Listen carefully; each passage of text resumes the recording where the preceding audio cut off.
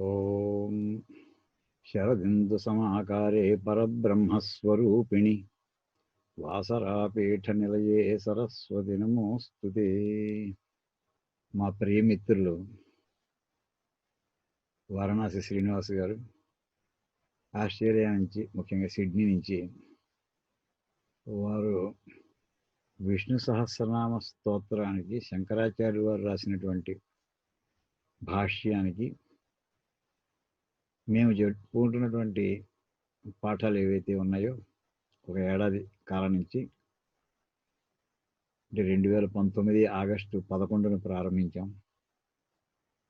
అప్పటి నుంచి ఒక సంవత్సర కాలంలో జరిగినటువంటి వాటిల్లో ముఖ్యంగా విష్ణు సహస్రనామ స్తోత్రానికి భాష్యానికి భూమిక పూర్తి అయింది.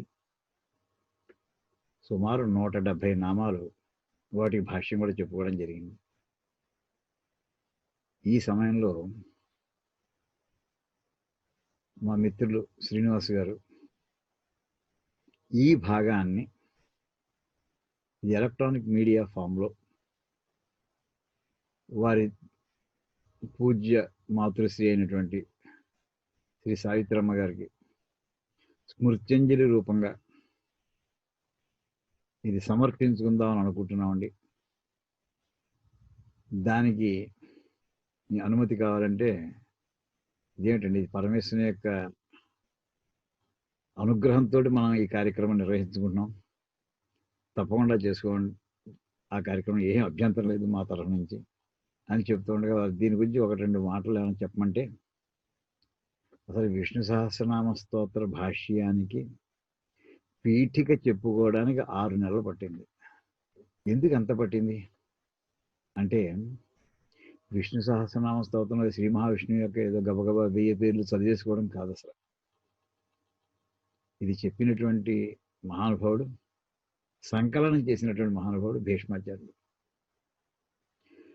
ఆయన దగ్గర అది చిన్నప్పటి నుంచి ఆయన వచ్చి ఉండొచ్చు. అనేక మంది మహానుభావులు ఆయన దగ్గరికి దర్శనానికి వస్తూ ఉండేవారు. ఈయన వారి దగ్గర దర్శనానికి వెళుతూ ఉండేవారు భీష్మాచార్యుడు. కానీ అది ఈ మహాగ్రంథం ఆవిష్కృతం అవడానికి కారణం మాత్రం ధర్మరాజు అయ్యాడు. పాండవులు ఈ దేశానికి చేసినటువంటి సేవ ఇంకా ఏ రాజకుటుంబము కూడా చేయలేదేమో అని అనిపిస్తుందండి, ఆధ్యాత్మిక సంపద దృష్ట్యా చూస్తే. కొంచెం వివరించాలంటే, అర్జునుడి మూలంగా భగవద్గీత మనకి లభ్యమైంది. పరీక్షిత్ మూలంగా మనకి భాగవతం లభించింది. జనమేజయుడు కారణంగా మనకి మహాభారతం లభించింది. ధర్మరాజు మూలంగా మనకి విష్ణు సహస్రనామ స్తోత్రం లభించింది. ఈవేళ ఇంటింటా మనం శ్రీ మహావిష్ణువు ఏమైనా కొలుచుకుంటున్నామంటే, విష్ణు సహస్రనామం పారాయణ చేసుకుంటున్నామంటే, అది ధర్మరాజు ఆ వేళ భీష్మాచార్యుల వారిని అడిగినటువంటి ఆ ప్రశ్నలు, దాంట్లో ఆయన ఇచ్చినటువంటి సమాధానం, ఆ సమగ్ర స్వరూపమే మనకి విష్ణు సహస్రనామ స్తోత్రం అవుతుందండి. ఎందుకు ఇంత దానికి ప్రసిద్ధి అని అంటే, మనకి మహర్షులు అందించినటువంటి అనేక యుగ యుగాలు తపస్సు చేసి వాళ్ళు సమాధి స్థితిలో గ్రహించినటువంటివి పరమేశ్వరుని అనుగ్రహంతో వేదాలు. ఆ వేదంలో ఉండేటటువంటి చివరి భాగాలను ఉపనిషత్తులు అంటుంటాం, వాటినే వేదాంతాలు అని అంటుంటాం. అలాగే వాటికి వివరణ ఇవ్వడం కోసం వచ్చినటువంటి వేదాంగాలు, అందులో వచ్చినటువంటి ఇంకా విశేషాలను మనకి అర్థమయ్యే భాషలో చెప్పడం కోసం దర్శనాలు, ఇలాగ అనంతమైనటువంటి మనకి వేద వాంగ్మయం మనకి ఏర్పడింది. అయితే సామాన్యంగా అందరికీ కూడా అందుబాటులోకి వచ్చేటటువంటివి కాదు. ఆ మంత్ర అధిష్టాన దేవతలు మొట్టమొదటి మహర్షి ఎవరైతే దర్శించారో ఆయనకి అనుగ్రహం కలుగుతుంది. మిగతా వాళ్ళందరూ పారాయణ చేసుకుంటున్నారు, పరంపరగా శిష్యులకి పాఠాలు చెప్పుకుంటూ వస్తున్నారు. అయితే ఈ మంత్రాలకి అర్థం చెప్పడం ఎలాగా? దానికోసమని సాయినాచార్యుల వారు, అంటే విద్యారణ్య స్వామి వారి యొక్క పూర్వాశ్రమంలో విద్యారణ్య స్వామి వారి యొక్క సోదరులు సాయినాచార్యుల వారు వీటికి భాష్యం రాయడం జరిగింది. ఆయన మొట్టమొదటిగా యజుర్వేదంలో ఉండేటువంటి తైత్తిరీయ శాఖకి భాష్యం ప్రారంభిస్తూ నన్ను కోయం వేద అనేటటువంటి వచనంతో స్టార్ట్ చేస్తారు. వేదం అంటే ఏమిటి అసలు అంటే, దానికి నిర్వచనం కూడా వారే ఇచ్చారు. ఇష్టప్రాప్తి అనిష్ట పరిహారయో అలౌకికం ఉపాయం యో గ్రంథ వేద ఇది స వేద. అంటే సామాన్య జనులందరూ కూడా జీవిత కాలంలో ఏవో కొన్ని కావాలని కోరుకుంటూ ఉంటారు. వాటిని ఇష్ట ప్రాప్తి కోసం ప్రయత్నం చేస్తుంటారు. ఇష్టం అంటే తనకి ఇష్టమైనటువంటి వాటిని పొందడం కోసం. కొన్ని అనిష్ట పరిహారాలు ఉంటాయి, అంటే అక్కలేని వదులుచుకుందామని ప్రయత్నం చేస్తుంటారు. ఈ రెండిటికి సంబంధించినటువంటివి కూడా మంత్రాలు మనకి వేదాల్లో లభిస్తాయి. అయితే ఆ మంత్రం ఎక్కడుంది? ఈ సమస్యకి పరిష్కారం ఎక్కడుంది? ఏ మంత్రం? అది ఈవేళ మనకి ఏమైందంటే కాలానుగతంగా అనేకమైనటువంటి సమస్యల్లో ఈ దేశం చిక్కుకుపోవడం వలని అనేక గ్రంథాలు లుప్తం అయిపోయాయి. అయితే కొన్ని గ్రంథాలు లభిస్తున్నాయి. ఆ గ్రంథాల్లో ఈ పర్టికులర్ మంత్రాన్ని మీరు జపం చేస్తే, పారాయణ చేస్తే, ఇన్నిసార్లు అనుష్ఠానం చేస్తే మీకు ఈ ఫలితం వస్తుంది అని అక్కడ రాయడం జరిగింది. కొన్ని గ్రంథాలు లభిస్తున్నాయి. అయితే ఈవేళ వేద మంత్రం ఉచ్చారణ చేయాలంటే దానికి స్వరం ప్రధానం, స్వరం ప్రాణం. ఈవేళ 135 కోట్ల జనాభా ఉన్నటువంటి భారతదేశంలో, ఇది కాకుండా ఇంకా దేశ విదేశాల్లో ఉన్నటువంటి సనాతన ధర్మ పరాయణంలో ఎంతమంది వేద పండితులు ఉన్నారు? 1000 లోపుగా ఉన్నారు. అసలు మొత్తం ప్రపంచం మొత్తం మీద వేద పండితులు లెక్కేసుకుంటే పుస్తకం చూడకుండా 1000 లోపుగా ఉన్నారు. ఇది పెర్సంటేజ్లో చెప్పేటటువంటి సంఖ్య కాదు. ఇది అంత అల్పాల్పమైనటువంటి సంఖ్యలో ఉన్నప్పుడు మరి ఎక్కువ మందికి ఎలా అందుతుంది? ఈ సమస్యనే కలియుగానికి ప్రారంభంలోనే వేదవ్యాస మహర్షి గ్రహించి ఈ సమస్య వస్తుందని, ఈ వేదాల్లో ఉండేటటువంటిది, వేదాంతాల్లో ఉండేటటువంటి విషయాలన్నింటినీ కూడా సంక్షిప్తంగా అందించాలి, అంత ఫలం ఉండాలి అని చెప్పడంలో వచ్చినటువంటి ఒక మహా గ్రంథమే పంచమ వేదంగా ఉండేటటువంటి మనకి మహాభారతం. ఆ పంచమ వేదంలో ఆయన అపూర్వమైనటువంటి విషయాలన్నింటినీ అందులో నిక్షిప్తం చేశారు. ఓ పక్కన భగవద్గీతను పెట్టేశారు, ఓ పక్కన విష్ణు సహస్రనామ స్తోత్రం పెట్టారు, ఇంకో పక్క సమత్సుజాతీయం పెట్టారు. అలా ఎన్నెన్నో మహాభాగాలను అందులో పెట్టారు. ఆ పెట్టినటువంటి వాటిలో శ్రీ విష్ణు సహస్రనామ స్తోత్రం, దీనికి ఎవరైనా పారాయణ చేసుకోవచ్చు, ఏ సమయంలోనైనా పారాయణ చేసుకోవచ్చు, నిత్యము మననం చేసుకోవచ్చు అని చెప్పు. దీనివల్ల ఏమిటి లభిస్తుందంటే, నువ్వు వేద పారాయణ చేస్తే ఏ ఫలం అయితే లభిస్తుందో అంత ఫలము దీంట్లో కూడా లభిస్తుంది. కారణం ఏంటి? ఇందులో వర్ణించబడినటువంటి వాడు మామూలుగా నిర్గుణ పరబ్రహ్మం యొక్క సగుణ రూపం. ఇక్కడ శ్రీ మహావిష్ణువు వర్ణించబడుతున్నాడు, నారాయణుడు ఇక్కడ వర్ణించబడుతున్నాడు. పరమేశ్వరుడు అనేటటువంటి దానికి నిర్వచనం ఎలా చెప్తారు? దానికి పరమేశ్వరుడు అంటే భగవంతుడు అని అంటుంటాం. ఏమేమి లక్షణాలు ఉంటే భగవంతుట అంటే ఐశ్వర్యస్య సమగ్రస్య ధర్మస్య యశస్శ్రియ జ్ఞాన వైరాగ్యోశ్చైవ షణ్ణాం భగ ఇతీరిత అని చెప్పి, ఐశ్వర్య సమగ్రమైన ఐశ్వర్యం, సంపూర్ణమైన ఐశ్వర్యం, అనిమాద్య అష్టసిద్ధులతో కూడినటువంటి ఐశ్వర్యం, దీంతో ధర్మం, కీర్తి, శ్రీ అంటే శోభ, జ్ఞానము, వైరాగ్యము, ఇవన్నీ కలిపి ఆరింటిని కలిపి భగము అంటారు. ఈ కలిగి ఉన్నటువంటి వాడు భగవంతుడు. ఆ భగవంతుడు ఇందులో నిత్యము అర్చన చేయడానికి యోగ్యమైనటువంటి స్థానంలో ఉన్నాడు కనుక మనకి ఈ విష్ణు సహస్రనామ స్తోత్రం నిత్య పారాయణ గ్రంథం అవుతుంది. నిజానికి చెప్పాలంటే ధర్మరాజు 6 ప్రశ్నలు అడిగాడండి భీష్మాచార్యుని.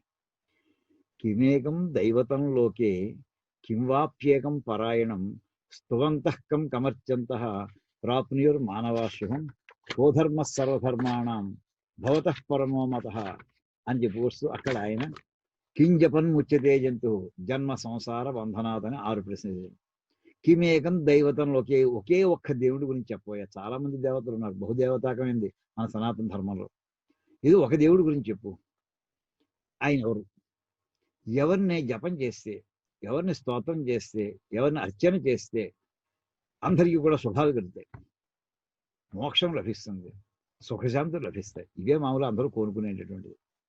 అక్కడ ఏదైతే ఇష్టప్రాప్తి అనిష్ట పరిహారము అని ఏవైతే వేదవచనం యొక్క వేద శబ్దం యొక్క నిర్వచనాన్ని చెప్పుకోవడం జరిగిందో, ఆ ఫలాలన్నీ కూడా లభించేటువంటి మార్గం ఏమిటి అని ధర్మరాజు అడగడం జరిగింది. అంచేది వేదము చదవలేనటువంటి వాళ్ళకి, వేదాభ్యాసం చేయలేనటువంటి వాళ్ళకి వెంటనే రెండో పక్కన విష్ణు సహస్రనామ స్తోత్రం, అది ప్రత్యామ్నాయం. ఇందులో ఎంతవరకు వీలైతే అంతవరకు అర్థం చేసుకునే ప్రయత్నం చేసుకుంటే ఇంకా మంచిది. ఈ రకంగా ఒక మహోద్యమైనటువంటి రూపంలో శ్రీ విష్ణు సహస్రనామ స్తోత్రాన్ని భాష్యం చెప్పుకుంటూ, పాఠం చెప్పుకుంటూ ఒక సంవత్సర కాలం నుంచి ఇందులో సద్వినియోగం అవుతోంది. ఇందులో ఇప్పుడు వీరు అడిగినటువంటిది తల్లి గారికి స్మృత్యంజలి రూపంలో అన్నదమ్ములు అందరూ కలిసి అపూర్వమైనటువంటి ఒక కానుకని సమర్పించుకోవాలి అనుకున్నారు.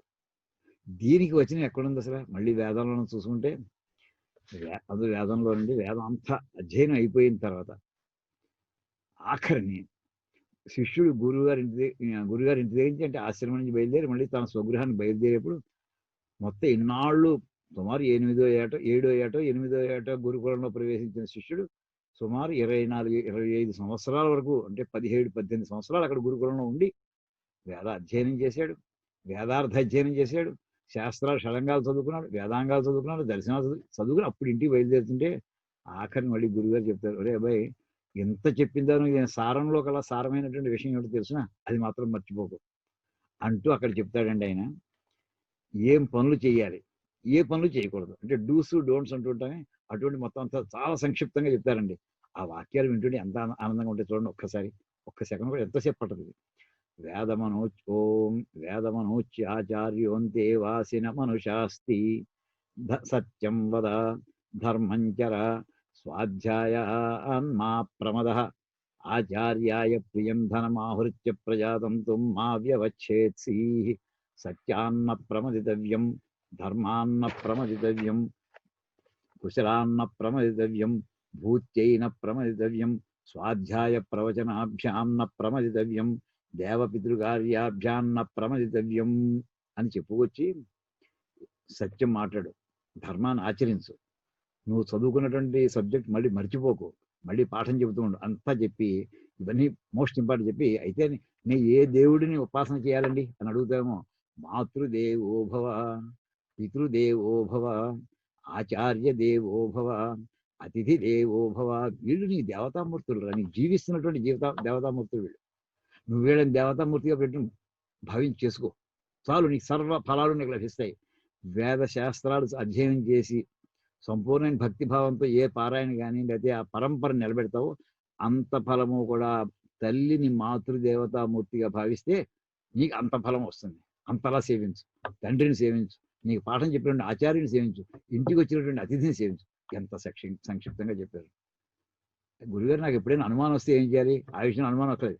అప్పుడు ఏం చేయాలంటే, ఒకవేళ నీకేమైనా అనుమానం వస్తే యాన్యనవద్యాని కర్మాణి తాని సేవితవ్యాని నో ఇతరాని యాని అస్మాకం సుచరితాని తాని త్వయోపాస్యాని, ఏవేవి ఇక్కడ ఆశ్రమంలో ఉన్నంతకాలం ఏవి మేము అందరం ఆచరించేమో ఆ కార్యక్రమం నువ్వు ఆచరిస్తూ ఉండు. తాని త్వయా ఉపాస్యాని, అవి నీ చేత ఉపాసనకు యోగ్యమైనటువంటి ఆ రకంగా జీవించు నువ్వు అని చెప్పి సంపూర్ణమైనటువంటి జీవన గమనానికి కావాల్సినటువంటి సూత్రాలన్నీ కూడా ఆ గురువు గారి చివరికి సందేశ రూపంలో శిష్యుడు బోధిస్తాడు.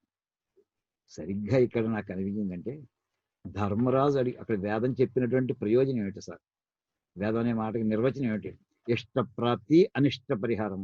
నాకు ఇష్టమైనటువంటి కావాలని ప్రయత్నం చేసుకోవడం, అక్కర్లేనటువంటి వదులుచుకోవడం.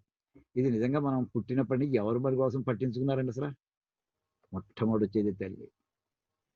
అందుచేతనే ఆవిడ మొట్టమొదటి తండ్రి తల్లిలో కూడా మళ్ళీ తల్లికే ప్రథమ స్థానం ఇచ్చేశాడు. మాతృదేవోభవ, మాతృదేవోభవ అని అర్థం అంటే తల్లి దేవుడుగా కలవాడవు కమ్ము, అదండి దానికి లిటరరీ మీనింగ్ అని చెప్పి దీనివల్ల ఏమొస్తుందంటే ఆఖరి ధర్మరాజు 6 ప్రశ్నలు చూసుకోండి. ఇప్పుడు తల్లిని అక్కడ పెట్టుకుని కిమేకం దైవతంలోకే, ఈ లోకంలో ఒకే ఒక్క దేవుడి పేరు చెప్పు, వెంటనే అమ్మ. అక్కడ వచ్చేసిన సమాధానం వచ్చేసిందండి. కింవాప్యేకం పరాయణం, నీ అన్నిటికంటే ఏది నేను పొంది తీరవలసింది ఏమిటి? అమ్మ సేవ, మాతృసేవ. కిం జపన్, కిం ఏం చేస్తుంది, ఏం అర్చన చేయాలి నేను? అమ్మకి తెలిసి సేవ చేయి. ఆవిడ యొక్క యోగక్షేమాలే నా జీవిత పరమార్థం అనుకునేటటువంటి విధంగా నువ్వు చేస్తే నీకు మోక్షం వచ్చి తీరుతుంది. అనేక సంఘటనలు ఉన్నాయి, మనకి అనేకం ఉన్నాయి. ఆ మాతృమూర్తిని చూడడంలో చివరికి ఎంత పెడతామంటే నీకు జగదంబను చూసేటటువంటి జగన్మాతను అందులో చూసుకుంటామండి. మామూలు తల్లి కాదు, రక్త మాంసాలతో ఉన్నటువంటి తల్లి కాదు, జగన్మాత. కళ్ళు తెరిచి కళ్ళు మూసే లోపుగానే బ్రహ్మాండాలను సృష్టించేటటువంటి ఆ తల్లి యొక్క ఒక ప్రతిబింబము మన ఎదుగుండా ఉన్నటువంటి తల్లి అండి.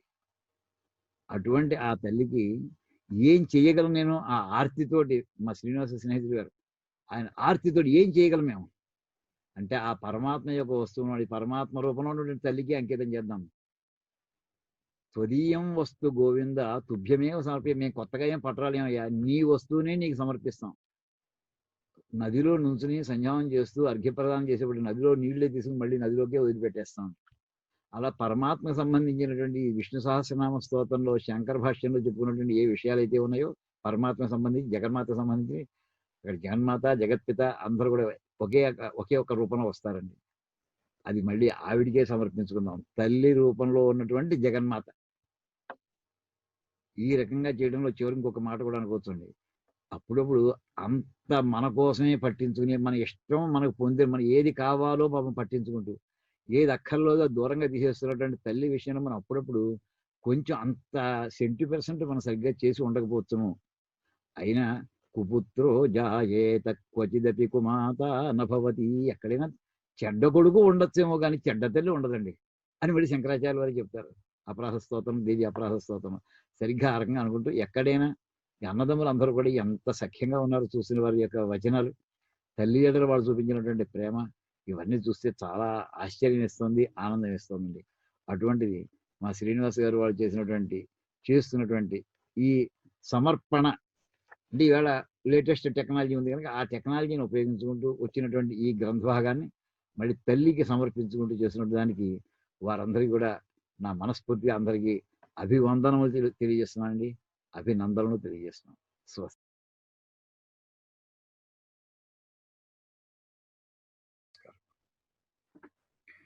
ఓం శ్రీ మహాగణాధిపతయే నమః. ఓం శ్రీ మహాసరస్వత్యై నమః. ఓం శ్రీ గురుభ్యో నమః. హరి ఓం. ఓం గణానాం త్వా గణపతిం హవామహే కవిం కవీనాముపమశ్రవస్తమం జ్యేష్ఠరాజం బ్రహ్మణాం బ్రహ్మణస్పత ఆనశృణ్వన్నోతిభిస్సేదసాదనం. ఓం దేవీం వాచమజనయంత దేవాస్తాం విశ్వరూపాః పశవో వదంతి सा नो मन्त्रिषमोऽध्यन्तुहानाधेनुर्वागस्मानोपसुष्टुतैतु अयं मुहूर्तः सुमुहूर्तो अस्तु. ओं शुक्लाम्बरधरं विष्णुं शशिवर्णं चतुर्भुजं प्रसन्नवदनं ध्यायेत् सर्वविघ्नोपशान्तये. व्यासं वसिष्ठनप्तारं शक्तेः पौत्रमकल्मषं पराशरात्मजं वन्दे शुकतातं तपोनिधिं. व्यासाय विष्णुरूपाय व्यासरूपाय विष्णवे नमो वै ब्रह्मनिधये वासिष्ठाय नमो नमः. अविकाराय शुद्धाय नित्याय परमात्मने नमः. सदैकरूपरूपाय विष्णवे सर्वजिष्णवे. ओम यस्य स्मरणमात्रेण जन्मसंसारबन्धनात् विमुच्यते नमस्तस्मै विष्णवे प्रभविष्णवे. ओम नमो विष्णवे प्रभविष्णवे. ओम सच्चिदानन्दरूपाय कृष्णाय कृष्णकारिणे नमो वेदान्तवेद्याय गुरवे बुद्धिसाक्षिणे. कृष्णद्वैपायनं व्यासं सर्वभूतहिते वेदाब्जभास्करं वन्दे शमादिनिलयं मणिम्. ओं सहस्रमूर्तेः पुरुषोत्तमस्य सहस्रनेत्राननपादबाहोः सहस्रनाम्नां स्तवनं प्रशस्तं निरुच्यते जन्मजरादिशान्त्यै. ओं श्रुतिस्मृतिपुराणानामालयं करुणालयं नमामि भगवत्पादं शङ्करं लोकशङ्करम्.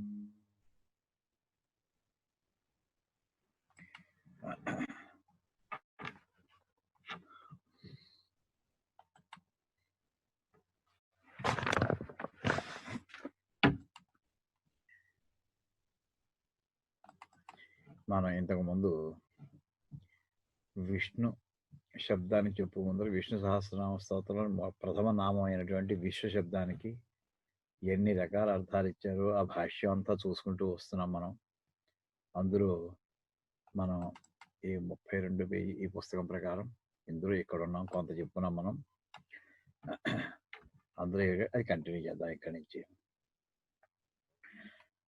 నా విష్ణు కీర్తయేద్విష్ణుం నా విష్ణుర్విష్ణుమర్చయేత్ నా విష్ణుర్ సంస్మరేద్విష్ణుం నా విష్ణుమాప్నుయాత్. ఇది మహాభారతంలో కర్మకాండలో ఉందని చెప్పి ఇందులో మనకి రిఫరెన్స్ ఇచ్చారు. నా విష్ణు కీర్తయేద్విష్ణుం. మనకు మామూలుగా ఈ వాక్యం మనకి ఎక్కువ తెలియకపోవచ్చు. మనకి మహాన్యాసనం వచ్చేది మాత్రం నా రుద్రో రుద్రమర్చయేత్ వాక్యం ఉంది. అంటే రుద్రత్వాన్ని పొందకుండా రుద్రాధ్యాయాన్ని ఇంకా చేయకూడదు అని. ఆ రకంగా ఇక్కడ నా విష్ణు కీర్తయేద్ విష్ణు, విష్ణుత్వాన్ని పొందనటువంటి వాడు ఇంకా విష్ణువుని ఇంకా కీర్తించకూడదు. నా విష్ణురు విష్ణుమర్చయేత్ అంటే విష్ణు భావన లేనటువంటి వాడు విష్ణువుని అర్చన చేయకూడదు.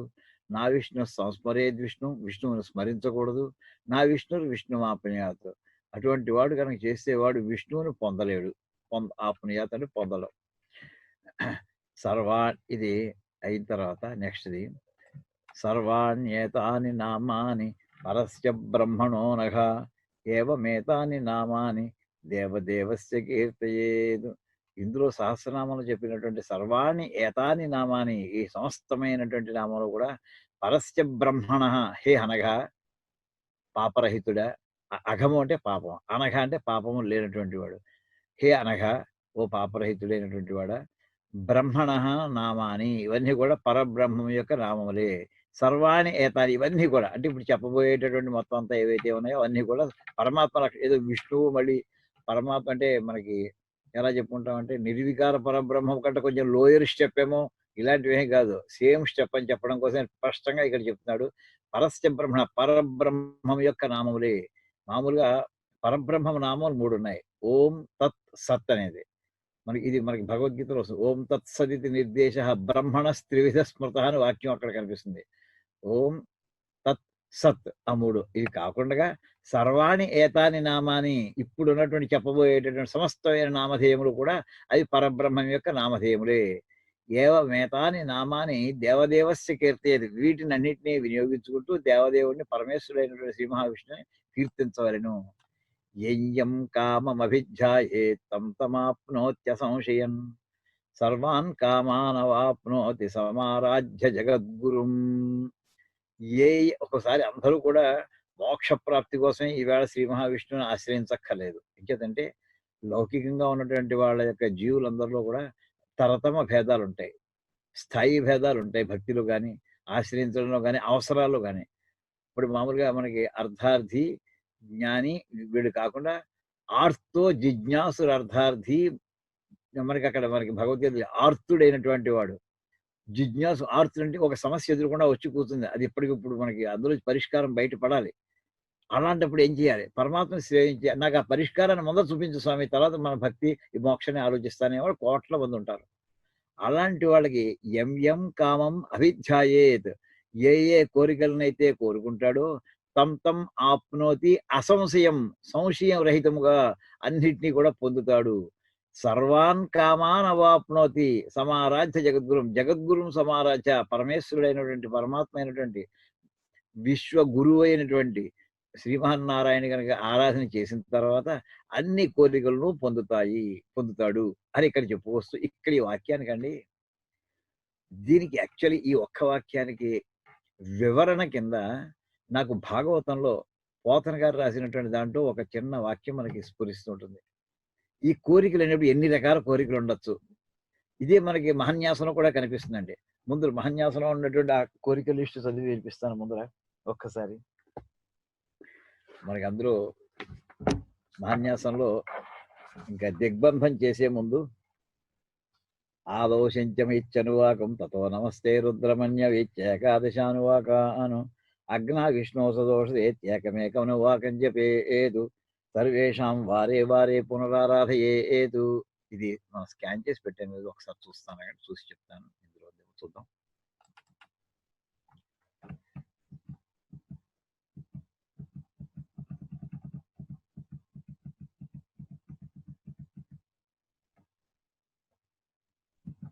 లేదు.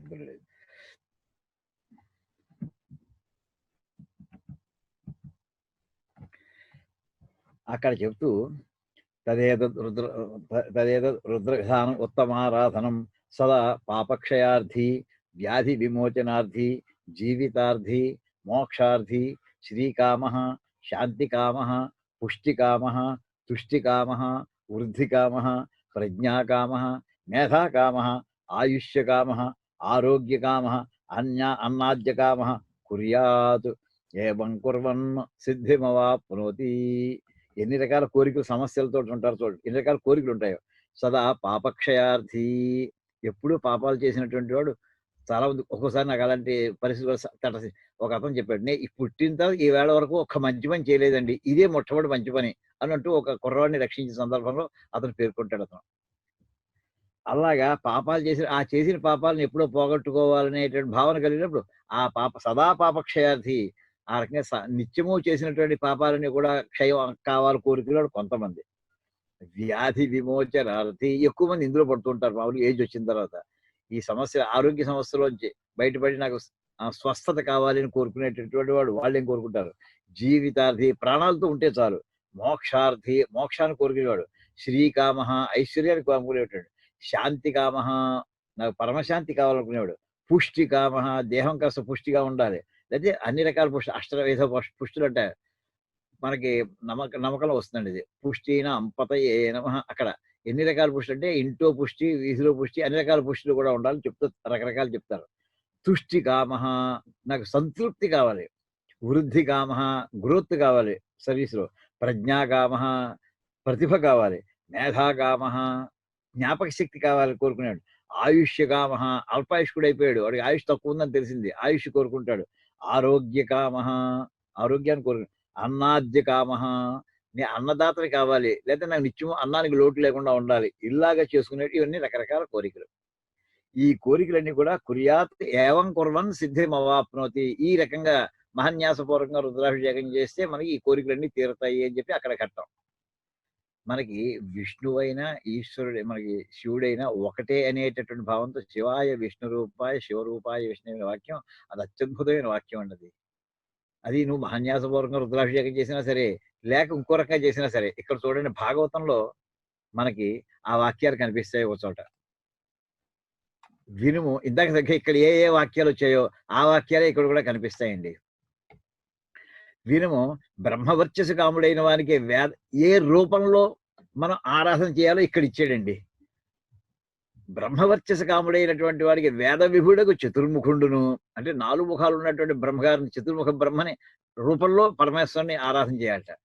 ఇంద్రియ పాటవ కామునకు ఇంద్రుండును, ప్రజాకామునకు అంటే సంతానం కావాలని దక్షాది ప్రజాపతులను, భోజన కామునకు అదితియు, స్వర్గకామునకు ఆదిత్యులను, రాజ్యకామునకు విశ్వదేవతలను, దేశ ప్రజా సాధన కామునకు సాధ్యులను, శ్రీకామునకు దుర్గియు, తేజస్కామునకు అగ్నియు, వసుకామునకు వసువులు, వసు అంటే క్యాష్ అండి, వసుకామునకు వసువులను, వీర్యకామునకు వీర్యప్రదులకు రుద్రులను, ఆయుష్కామునకు అశ్విని దేవతలను, పుష్టికామునకు భూమియు, ప్రతిష్టాకామునకు లోకమాతలైన గగన భూ దేవతలను, సౌందర్యకామునకు గంధర్వులను, కామినీకామునకు అప్సరస అయిన ఓరసియు, సర్వాధిపత్య కామునకు బ్రహ్మయు, కీర్తికామునకు యజ్ఞంబులను, విత్త సంచయ కామునకు, సంచయం అంటే పోగు చేసుకోవాలి, బహు క్యాష్ బాగా, ఐశ్వర్యం బాగా సంపాదించాలి, డబ్బు బాగా సంపాదించుకోవాలి, ప్రచేతసుండును, విద్యాకామునకు ఉమావల్లంభుండును, దాంపత్య ప్రీతికామునకు ఉమాదేవియు, ధర్మార్థకామునకు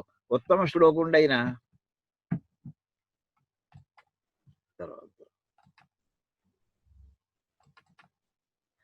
విష్ణువును, సంతానకామునకు పితృదేవతలను, రక్షాకామునకు యక్షులను, బలకామునకు మరుద్గణములను, రాజత్వకామునకు మనురూప దేవతలను, శత్రు మరణ కామునకు గోరణ పాలకుండైన రాక్షసుండును, భోగ కామునకు చంద్రుడును, భజనీయులగుదురు. అయితే ఈ దేవతలందరూ వేరువేరా కాదు, వీళ్ళందరిలోనూ కూడా వ్యాపించి ఉన్నటువంటి శ్రీ మహావిష్ణువు ఆ రూపాల్లో అతను చేసి ఆ కోరికలు తీర్చుకోవడానికి ఉపయోగిస్తాయని చెప్పి ఇంకొంచెం వివరణ అనమాట. అంటే మనం చెప్పుకునేటటువంటి ఈ ఇక్కడ ఏ వాక్యం అయితే మనం చూస్తున్నామో ఆ వాక్యానికి అక్కడ వివరణ అలా కనిపిస్తుంది ఇక్కడ అనమాట. యం యం కామమభిధ్యాయే తం తమాప్నోత్య సంశయం. ఏ ఏ కోరికను కోరుకుంటున్నాడో ఆయా కోరికలు తీరుతాయి. అంటే ఏ రూపాల్లో చేసుకోవాలి, ఆ రూపము ఆయనదే, ఆ దేవతలకు సంబంధించినటువంటి మంత్రవాక్యాలు ఆయనవే, చేసే విధానము ఆయనే, సమస్తము ఆయనే అని దృష్టి పెట్టుకుని మన భగవద్గీతలో చెప్పినటువంటి వాక్యాల ప్రకారం చేసుకొస్తే ఏ రూపంలో చేసినా చివరికి పొందే దానికే. ఆ రకంగా చేసి సర్వాన్ కామాన్ అవాప్నోతి సమారాధ్య జగద్గురుం. పరమేశ్వరుని శ్రీ మహావిష్ణుని ఆరాధన చేసి అన్ని కోరికలు పొందవచ్చు. తన్మయత్వేన గోవిందం ఇత్యేతదాల్భ్యన్యథా తన్మయో వాంఛితాన్ కామాన్ పదమాప్నోతి మానవః. తన్మయత్వేన వాంఛ ఇక్కడ అంటే గోవిందం ఇది ఏత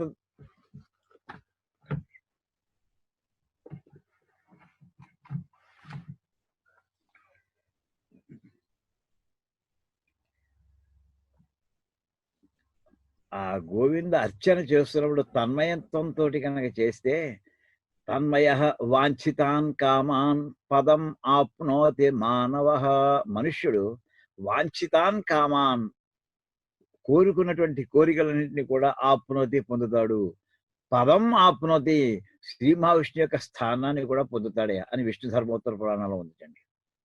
తర్వాత భగవద్గీతలో ఇప్పుడే మనం చెప్పుకున్నాం, సర్వభూత స్థితం యో మాం భజత్యేక ఏకత్వం ఆస్థిత సర్వథా వర్తమానోపి సయోగి మయి వర్తతే.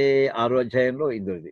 సర్వభూత స్థితం మాం, అన్ని సమస్త జీవరాశిలోనూ కూడా వ్యాపించి ఉన్నటువంటి నన్ను యహా భజతి, ఎవరైతే సేవిస్తారో, ఎలాగా ఏకత్వం ఆస్థిత, ఇంకా ఇటువంటి వాడతాను, అంతా ఉన్నదంతా కూడా అంతటా ఉన్నది ఒకడే అనేటటువంటి భావనతో, అది సమస్త జీవరాశిలోనూ ఉన్నదంతా ఒకడే అనే భావనతో ఎవడైతే సేవ చేస్తాడో, సర్వథా వర్తమానోపి, అతను లౌకికంగా ఎన్ని కార్యక్రమాలు చేస్తున్నట్టుగా కనిపిస్తున్నా సయోగి మయి వర్తతే, అతను ఆ యోగి నాయందే ప్రవర్తిస్తున్నట్టు లెక్క. అంటే ఏమిటన్నమాట, బయట చూడడానికి అతను ఏదో బజార్లోకి వెళ్ళినట్టు కనిపించవచ్చు, బట్టలు వేసుకుంటున్నట్టు కనిపించవచ్చు, ఎవరితో మాట ఏమీ లేదు. ఏది చేస్తున్నా సరే అన్ని కార్యక్రమంలో పరమేశ్వరుని ధ్యానం చేసేటటువంటి వాడు మయి వర్తతే, నాయందే ప్రవర్తిస్తూ ఉంటాడు. అహం హరి సర్వమిదం జనార్దనో నాణ్యోత్తత కారణ కార్యజాతం ఈదృంమనో యస్య నతస్య భూయో భవద్భవాత్ ద్వంద్వగతా భవంతి. అది విష్ణు పురాణంలో మళ్ళీ అహం హరి. ఆ ఈ సాధన సంపూర్తి చేసుకున్నటువంటి ఆ యోగీశ్వరుడు ఎలా ఉంటాడని, అహం హరి, నేను విష్ణునే, విష్ణు ధ్యానిస్తున్నాను దాటేసి అద్వైత స్థితిలో వెళ్ళిపోయాడు. అహం హరి, నేనే పరమాత్మని, శ్రీ మహావిష్ణుని. సర్వమిదం జనార్దన, ఈ కనిపిస్తున్న ఇదం సర్వం, ఈ కనిపిస్తున్నది, వినిపిస్తున్నది, తెలుసుకోగలిగింది, ఊహించగలిగింది, సర్వం అనే మాట వచ్చినప్పుడు ఇవన్నీ కూడా, ఈ వాక్యాలని కూడా ఈ విశేషణాలు జ్ఞాపకం ఉంచుకుంటుంటారని. దృశ్యతే శ్రూయతేపిగా కాదు, భావించగలిగింది కానీ ఏదైతే సరే ఇవన్నీ కూడా ఇదం చేత్తో చూపిస్తున్నట్టుగా చెప్తున్నాడు. ఇదం జనార్దన, అంతా కూడా పరమాత్మ అయినటువంటి శ్రీ మహావిష్ణువే. నాణ్యత్ తతః కారణ కార్యజాతం, తతః అన్యత్, అతనిని మించినటువంటి, అంటే శ్రీ మహావిష్ణువుని మించినటువంటి కారణము కార్యము గాని, అంటే కాజ్ అండ్ ఎఫెక్ట్ థియరీలో తీసుకుంటే, ఏదైనా ఒక వస్తువు తయారైతే దానికి ఒక కారణం ఉంటుంది. ఆ తయారైన వస్తువుని కార్యం ఉంటాము, తయారవడానికి కారణం దానికి ముందర కాసం చెప్తూ ఉంటాం. ఈ కార్యము తయారైన వస్తువు కానీ, తయారవడానికి దానికి ఆ వస్తువుకి కారణం కానీ, మొత్తం అన్ని కూడా సమస్తము కూడా ఆయన కంటే భిన్నమైనది ఇంకొకటి ఏదీ లేదు. ఈ మనః, ఈ విధమైనటువంటి మనస్సు, యస్య నతస్య భూయ భవోద్భవాద్ ద్వంద్వగతా భవంతి, ఈ రకమైన భావన కనుక లేకపోతే వాడు ద్వంద్వగతా భవంతి, అటువంటి వాళ్ళు ఈ ద్వైత భావనలోనే ఉండిపోతారు వాళ్ళు. దాంతో సంసారంలో మళ్ళీ మనకి జనన మరణ వృత్తంలో తిరుగుతూనే ఉంటారు.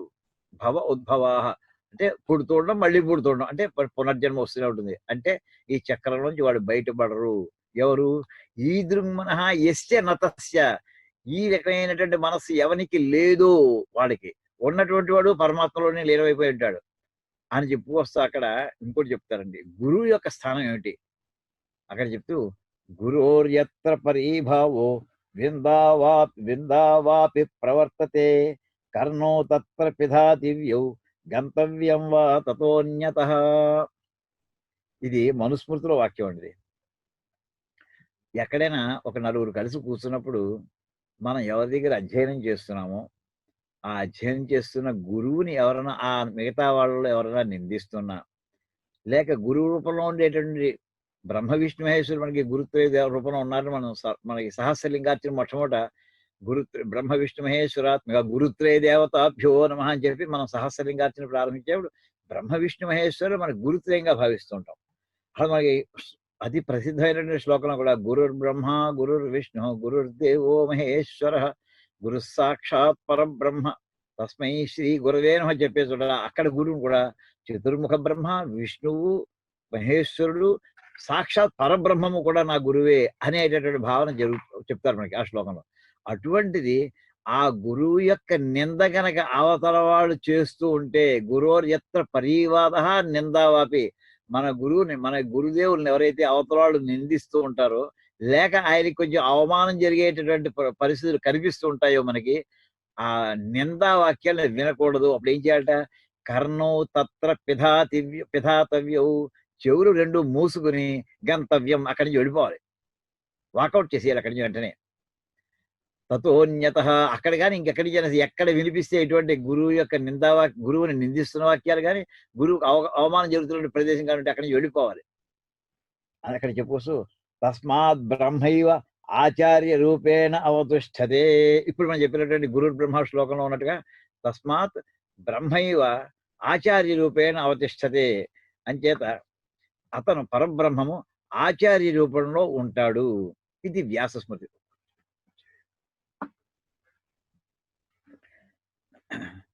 ఇది కాకుండా ఇంకా గురు స్తోత్రం చేసుకొస్తూ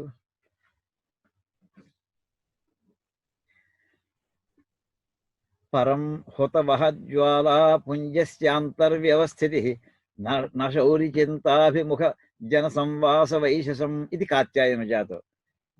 ఒకవేళ అంటే గురువు అన్నా ఇక్కడ శ్రీ మహావిష్ణువు అనే అర్థం కనుక శౌరి చింత విముఖ జన సంవాస వైశసం. శౌరి అంటే శ్రీ మహావిష్ణువు. శ్రీ మహావిష్ణువు యొక్క చింతనకి విముఖుడిగా ఉన్నటువంటి అంటే విష్ణు భక్తి లేనటువంటి వాడు అటువంటి వాళ్ళతోటి ఉండడం కంట ఏమిటి మంచిది? హుతవహ జ్వాలా పుంజస్య అంతర్సి భగభగా మండిపోయేటువంటి అగ్నిహోత్రంలో దూకి కూర్చోవడం బెటర్ అయ్యా. గురు నింద అయ్యే చోట మాత్రం ఎప్పుడు ఉండకూడదు. శ్రీ మహావిష్ణువు యొక్క నింద శౌర్య అంటే ఇక్కడ పరమాత్మ మన గురుత్వంలో ఉండేటటువంటి శ్రీ మహావిష్ణువు యొక్క నింద కనుక జరిగే ప్రదేశంలో కానీ దాని విముఖుడిగా ఉండేటటువంటి వాళ్ళతో ఉండడం కంట భగభగా మండేటటువంటి హుతవహ జ్వాలా పుంజస్య. హుతవహుడు అంటే అగ్నిహోత్రం, అగ్నిహోత్రం యొక్క జ్వాల, ఆ జ్వాల మహా ప్రజ్వరిల్లిపోయింది, దాని అంతర్వ్యవస్థ దాని మధ్యలో వెళ్ళి కూర్చో, అది బెటర్ నీకు. ఇది పరం, అది శ్రేష్టం దీనికంట. ఇది కాత్యాయనోచాత్ యత్ర దేశే వాసుదేవ నిందర తత్ర వాసః న కర్తవ్య. ఎక్కడ వాసుదేవుని యొక్క నింద వినిపిస్తూ ఉంటుందో అక్కడ నివాసము ఉండకూడదు. ఏతదుక్తం భవతి, ఇదే మాట చెప్పడం జరిగింది. యస్య దేవే పరాభక్తి యథా దేవే తథా గురౌ తస్యైతే కథితాహ్యర్థాః ప్రకాశంతే మహాత్మనః. శ్వేతాశ్వతరోపనిషత్తు నుంచి వాక్యం తీసుకొస్తున్నారు. భక్తి ఎలా ఉండాలంటే గురువు ఎడల యస్య దేవే పరాభక్తి, దేవుడి మీద ఎంత పరమమైనటువంటి భక్తి ఉంటుందో యథా దేవే తథా గురవు, దేవుని యందు ఎంత భక్తి ఉంటుందో గురువు యందు కూడా అంత భక్తి ఉండి తీరాలి. అంటే పరమేశ్వరుడి చేతిలో ఆయన చేతిలో ఆయుధాలు ఉన్నాయి అంటే శంఖం చక్రం గదా ఆయుధం వాడి కొడతాడేమో ఆ రకమైనటువంటి భయంతో కూడినటువంటి భక్తి అక్కడ ఉంటే ఉండొచ్చు. కానీ ఇక్కడ ఆ భక్తి ఎంతైతే ఉంటుందో యస్య దేవే పరాభక్తి యథా దేవే, పరమేశ్వరుని యందు ఎంత పరాభక్తి అత్యున్నతమైనటువంటి భక్తి ఉంటుందో తథా గురువు, గురువు యందు కూడా అంత భక్తి ఉండాలి. తస్యైతే కథితాహ్యర్థాః ప్రకాశంతే మహాత్మనః. అటువంటి వాళ్ళకి గురువు యందు అంత భక్తి ఉన్నటువంటి వాళ్ళకి కథితాః హి అర్థాః ప్రకాశంతే మహాత్మనః, వాళ్ళకి విషయములన్నీ కూడా ఆటోమేటిక్ గా తెలుస్తాయిటండి. అంటే జ్ఞానము సహజముగా వాళ్ళకి సిద్ధిస్తుంది. గురువు యందు భక్తి అంటే గురువు గారు పాఠం చెప్పడం, ఈ పాఠం చెప్తున్నాను సంత చెప్పుకోవడం, తర్వాత వల్లి చెప్పుకోవడం, తర్వాత జ్ఞాపకం చేసుకోవడం, స్మరణ చేసుకుంటూ ఉండడం, ఇది మామూలుగా జరిగేటువంటి గురు శిష్యుల యొక్క సంబంధాలు కూడా మనకి, శిష్యుల యొక్క కథలు కూడా మనకి మహాభారతం కనిపిస్తాయి. ఆ కథలో మహాభారతం ప్రారంభమే ఒక గురువు గారికి కొంతమంది శిష్యులు ఉన్నారు. కొంతమంది కాస్త బ్రైట్ గా ఉండేటటువంటి వాడు బ్రిలియంట్ స్టూడెంట్స్ కొంతమంది ఉంటూ ఉంటారు. కొంతమంది ఉండే స్టూడెంట్స్ ఉంటూనే ఉంటారు. తల్లికి తెలివైన పిల్లలు ఎంత ప్రేమ ఉంటుందో తెలివితో అటువంటిది అంతకంటే ఎక్కువ ప్రేమ ఉండేటటువంటి సందర్భంలో వాళ్ళకి చదువు చెప్తే రావట్లేదు, మరి ఏం చేయాలి వాడిని? అలాంటప్పుడు ఒక్క సెకండ్ అండి.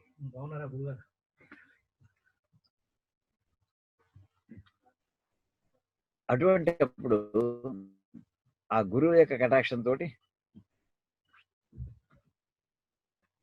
రండి కూర్చోండి. గురువులు వాళ్ళ ఏళ్ళ చూపించేటువంటి అభిమానం అలాంటి చదువు పాపం వీడికి చెప్తే రావట్లేదు, కానీ వాడి భక్తి మాత్రం ఉంది, ఏది చెప్తే అది చేస్తాడు అనే కథకి ఉదాహరణ ఏంటంటే, మనకి భారతంలో ప్రారంభంలోనే ఒక గురుగారికి ఇలాంటి ఒక శిష్యుడు దొరికితే ఆ వేళ వర్షం వస్తుంది, వీళ్ళ కూడా ఏదో 1 ఎకరం 2 ఎకరాల భూమి ఉందనుకుందాం, ఆ పంట పండింది, అది కొట్టుకుపోయే పరిస్థితి వస్తుంది ఆ కుంభవృష్టికి. ఒరే అక్కడ కాస్త గట్టు కొట్టుకుపోతున్నట్టుందిరా, కాస్త గట్టు కాస్త దాన్ని దృఢం చేసి ఆ పంట కొట్టుకుపోకుండా చూడండి అని చెప్పాడు. ఇంతట్లో మిగతా విద్యార్థులకు పాఠం చెప్పుకున్నాడు గురువుగారు. చెప్పుకుంటుంటే కుర్రాళ్ళందరూ కుర్రాడు ఒకతనికి నిర్దేశించాడు ఈ విషయం. ఆ కుర్రాడు అక్కడికి వెళ్ళాడు, అతను మట్టి అట్టు వస్తున్నాడు, గట్టు మీద వేస్తున్నాడు, ఆ వేసిన బట్టి మళ్ళీ రెండో చేతితో మళ్ళీ పట్టుకొచ్చినప్పుడు వేసిన బట్టి కొట్టుకుపోతుంది, ఏం చేయాలో తోచలేదు, అడ్డంగా పడుకున్నాడు, అంతే అడ్డంగా పడుకున్నాడు, గట్టు కింద తానే పడుకున్నాడు. దాంతో ఆ వర్షపు నీళ్ళ యొక్క ప్రవాహం ఆగిపోయింది. అది ఎంత అయిపోయిందంటే, అయితే సాయంకాలం గురుగారు పాఠం మిగతా బ్యాచ్లకు చెబుతూనే ఉన్నారు, ఎంతసేపు వీడు కనిపిస్తుంది, ఒరే వాడు పంపించాం కదా వాడు ఏమయ్యాడరా అని అడిగారు. కనిపించలేదు, గట్టిగా పీల్చాడు, పలకలేదు. అక్కడ ఆయన అనుమానం వచ్చింది, వీడేది చేసే ఉంటాడని. వెతుక్కుంటూ వెళ్ళాడు. అక్కడ కుర్రాడు మట్టిలో అడ్డంగా నీళ్ల ప్రవాహం ఆపుతూ అందులో కలిపి అది గడ్డగట్టుపోయి ఉన్నాడు అతను. అప్పుడు లేపిన తర్వాత అతని పేరెట్టి పిలిచాడు, గురుగారిని ఎక్కడున్నాడు, లేస్తే నీళ్ళు వెళ్ళిపోతాయండి అంటాడు. పర్వాలేదు, నీళ్లు పోతాయి ముందు నువ్వు లేని చెప్పి ఆ కుర్రాన్ని లేపి అతను ఏం చేశాడంటే, నీకు సమస్త విద్యలు ఈ క్షణం నుంచి నీకు అన్ని కూడా అనుగ్రహిస్తున్నాను రా అన్నాడు. అతను చదువుకోక్కర్లేదు, సంత చెప్పుకోక్కర్లేదు, బల్లి చెప్పుకోకలేదు, సమస్త జ్ఞానం కూడా అతని మనస్సులో ప్రతిభాసించింది. అర్థాహ ప్రకాశించే మహాత్ముని యొక్క అర్థములు విషయములు ఏవైతే ఉంటాయో ప్రకాశించే ప్రకాశిస్తూ ఉంటాయి అవి. ఇది శ్వేతాశ్వతర ఉపనిషత్ మంత్రవర్ణాత్, అంటే ఈ రకంగా శ్వేతాశ్వతర ఉపనిషత్తులో చెప్పినటువంటి మంత్రంలో ఇచ్చినటువంటి వర్ణన వల్ల హరౌ గురౌచ పరాభక్తి కార్య ఇది శేష. హరునియందు అంటే ఇక్కడ హరుడు అంటే హరి కాదు, హరో హర్యోహో హరీషు, ఇక్కడ హరి శబ్దంలో విష్ణువునందు గురువునందు పరాభక్తి కార్య, అత్యున్నతమైనటువంటి భక్తితోటి ప్రవర్తించాలి అని చెప్తున్నటువంటి ఇక్కడ విషయం మనకు కనిపిస్తుంటుంది. దీని తర్వాత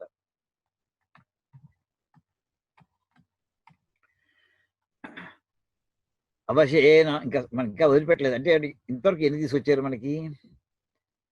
విశ్వ అనేటటువంటి పదానికి కారణ రూపంలో ఉండేటటువంటి చెప్పుకొచ్చారు, కార్యరూపంలో ఉండేటటువంటి చెప్పుకొచ్చారు. చతుర్ముఖాది బ్రహ్మలు, 4 ముఖాలు ఉన్నటువంటి బ్రహ్మగారు లాంటి వాడు స్తోత్రం చేస్తాడు కనుక అలాంటి వాళ్ళందరూ కూడా విష్ణు శబ్దం చేత ఉచ్చరింపబడతారని చెప్పారు. ఓంకారార్థం తీసుకొచ్చారు. అంతేకాదు గురువు కూడా, గురు అనే శబ్దం కూడా విష్ణువే అని ఇంతవరకు చెప్పుకొచ్చారు. తర్వాత నామస్మరణ యొక్క ప్రభావం ఏంటి చెప్తున్నారు. అవశేనాపి యన్నామిని కీర్తితే సర్వపాతకై పుమాన్ విముచ్యతే సద్య సింహత్రస్తైర్మురగైరివ. సింహత్రస్తై, ఒక అరణ్యంలో మామూలు జంతువులన్నీ కూడా కుందేళ్లు కానీ లేళ్లు కానీ ఇలాంటివన్నీ కూడా మామూలుగా నుంచుని ఉండొచ్చు. కానీ ఒక్కచోట సింహం కనుక ఒక్కసారి అది తాను చేసి గర్జన చేస్తే ఎక్కడి ముఖం అక్కడి పారిపోతుంటాయి. సింహత్రసై, సింహము చేత భయపడినటువంటి మృగముల వలె ఈ పాపాలన్నీ కూడా ఏమవుతాయంటే అవశేనాపి యన్నామిని కీర్తితే. అవశుడు వాడు, అవధ్యుడు అంటే శరీర వికలనం ఉన్నటువంటి వాడు, అన్ని పాటలు వాడికి ఉచ్చరించడానికి నోరు కూడా సరిగ్గా లేదు, అది నత్తి కావచ్చు, మోగ కావచ్చు, ఇంకోటి కావచ్చు. అటువంటి వాళ్ళైనా సరే, లేక వాడు స్మరణ చేసినా సరే ఆ కాళ్ళు చేతులతో కదుపులేకపోవచ్చు, కానీ నోరు పలకచ్చు. అలాంటి వాడు నామిని కీర్తితే, పరమాత్మ యొక్క నామాన స్మరణ కనుక కీర్తించబడితే పుమాన్ విముచ్యతే సద్య సర్వపాతకై విముచ్యతే, సమస్త పాపముల నుంచి కూడా ఈ పురుషుడు విముక్తి పొందుతాడు అని చెప్పేటటువంటి చక్కటి వాక్యం ఇది. ఇంకా జ్ఞానతో, ఇదంతా విష్ణు సహస్రనామం యొక్క మహిమని చెప్పుకొస్తున్నటువంటి వాక్యాలు ఇవి. జ్ఞానతో వాపి వాసుదేవస్య కీర్తనాత్ తత్సర్వం విలయం యాతి తోయస్థం లవణం యథా. జ్ఞానత, తెలుసుండి విష్ణుని స్మరణ చేసిన, తెలియకుండగా విష్ణువు యొక్క స్మరణ చేసిన, వాసుదేవస్య కీర్తనాత్, వాసుదేవుని కనుక అతని యొక్క నామాన్ని ఉచ్చరిస్తే చాలు, కీర్తిస్తే చాలు, తెలుసుండి చేసినా తెలియపోయినా సరే, తత్సర్వం, అతను చేసినటువంటి పాపాలన్నీ కూడా తత్సర్వం విలయం యాతి, మొత్తం సమస్త పాపాలు కూడా లయం అయిపోతాయి, కనిపించు ఎక్కడ కూడా. ఎలాగా తోయస్థం లవణం యథ, నీళ్లలో వేసినటువంటి ఉప్పుర ఎలా అయితే ఇంకా కనిపించదో, కరిగిపోతుందో, అదే రకంగా పరమాత్మలో ఈ పాపాలన్నీ కూడా కరిగిపోతాయి అని చెప్పారు. ఇక్కడ జ్ఞానత అని ఎంత చాలా భక్తిగా నేను విష్ణు భక్తితో దేవాలయానికి పెడతాను, అక్కడ పూజ చేస్తాను. వాడు తెలియకుండా వాడు భక్తి లేదు, వాడు విష్ణు భక్తి లేదండి, ఏదో పొరపాటున వాడు కుర్రాడు ఏదో పేరు పెట్టున్నాడు. అజ్ఞానత, తెలియక చేసినా సరే వెంటనే ఇక్కడ చూడండి, మనకి కృష్ణ శతకంలో పద్యం వస్తుంది. క్రూరాత్ముడు అజామీళుడు నారాయణ ఎనుతో ఆత్మ నందను పిలువని ఏ రీతి నేలుకుంటే ఏరీ నీ సాటి వేల్పులు ఎందును కృష్ణ అంటాడు. ఒకతను అజామీళుడు అనేటటువంటి వాడు నారాయణ అన్నట్టు పొరపాటునే. అంచేత వాడికి వెంటనే, అంటే వాడు కొడుకు పేరు నారాయణ, ఆఖరి క్షణంలో కొడుకులు పిలుచుకున్నాడు నారాయణ అని. విష్ణు భక్తితో పిలవలేదు. పిలవకపోయినా సరే అతను అతను సమస్తమైనటువంటి వ్యసనాలు ఉన్నటువంటి వాడు. అయినా సరే అజ్ఞానత, తెలియకుండా చేసిన వాసుదేవుని కీర్తనం వల్ల కూడా మొత్తం సమస్త పాపక్షయం అవుతుంది. ఇంకా అదే కాదు, పాపాలన్నింటిలో కూడా ఏ కాలం అతి పాపకాలం ఇది? కలికాలం. కలికల్మషం అత్యుగ్రం నరకార్తిప్రదం రుణాం ప్రయాతి నిలయం సజ్జ సకృత్ ఎత్ర అనుసంస్మృతే సంస్మృతే. ఎక్కడ ఒక్కసారి అతని యొక్క పరమాత్మ యొక్క స్మరణ జరుగుతుందో సజ్జ, అప్పటికప్పుడు కలికల్మషం, కలికాలంలో కలి వల్ల చేసేటటువంటి పాపాలు ఎన్ని రకాలైతే ఉంటాయో అన్ని ఎటువంటివి. అత్యుగ్రం, మామూలుగా ఉగ్రం అంటేనే భయంకరమైంది, అత్యుగ్రం ఇంకా మహాభయంకరమైనటువంటి ఆ పాపాలన్నీ కూడా ఇంకా ఎటువంటి నరక ఆర్తిప్రదం. ఆ పాపాలు చేసినటువంటి వాళ్ళని ఉరికి వదిలిపెట్టదు ఆ పాపం. నరకంలో వీళ్ళందరినీ కూడా ఆర్తి చేశారు, హాహాకారాలు చేస్తుంటారు ఆ బాధలు పడలేక. అలాంటి ఆ పాపాలన్నింటినీ కూడా ఈ పరమాత్మ యొక్క స్మరణతోటి అవన్నీ కూడా విలయం ప్రయాతి, మొత్తం అన్ని కూడా లయమైపోతాయి అది చెప్తే. ఇంకా సకృతు స్మృతోపి గోవిందో నృణాం జన్మ శతైఃకృతం పాపరాశిం దహత్యాసు తోలరాశిమివానల.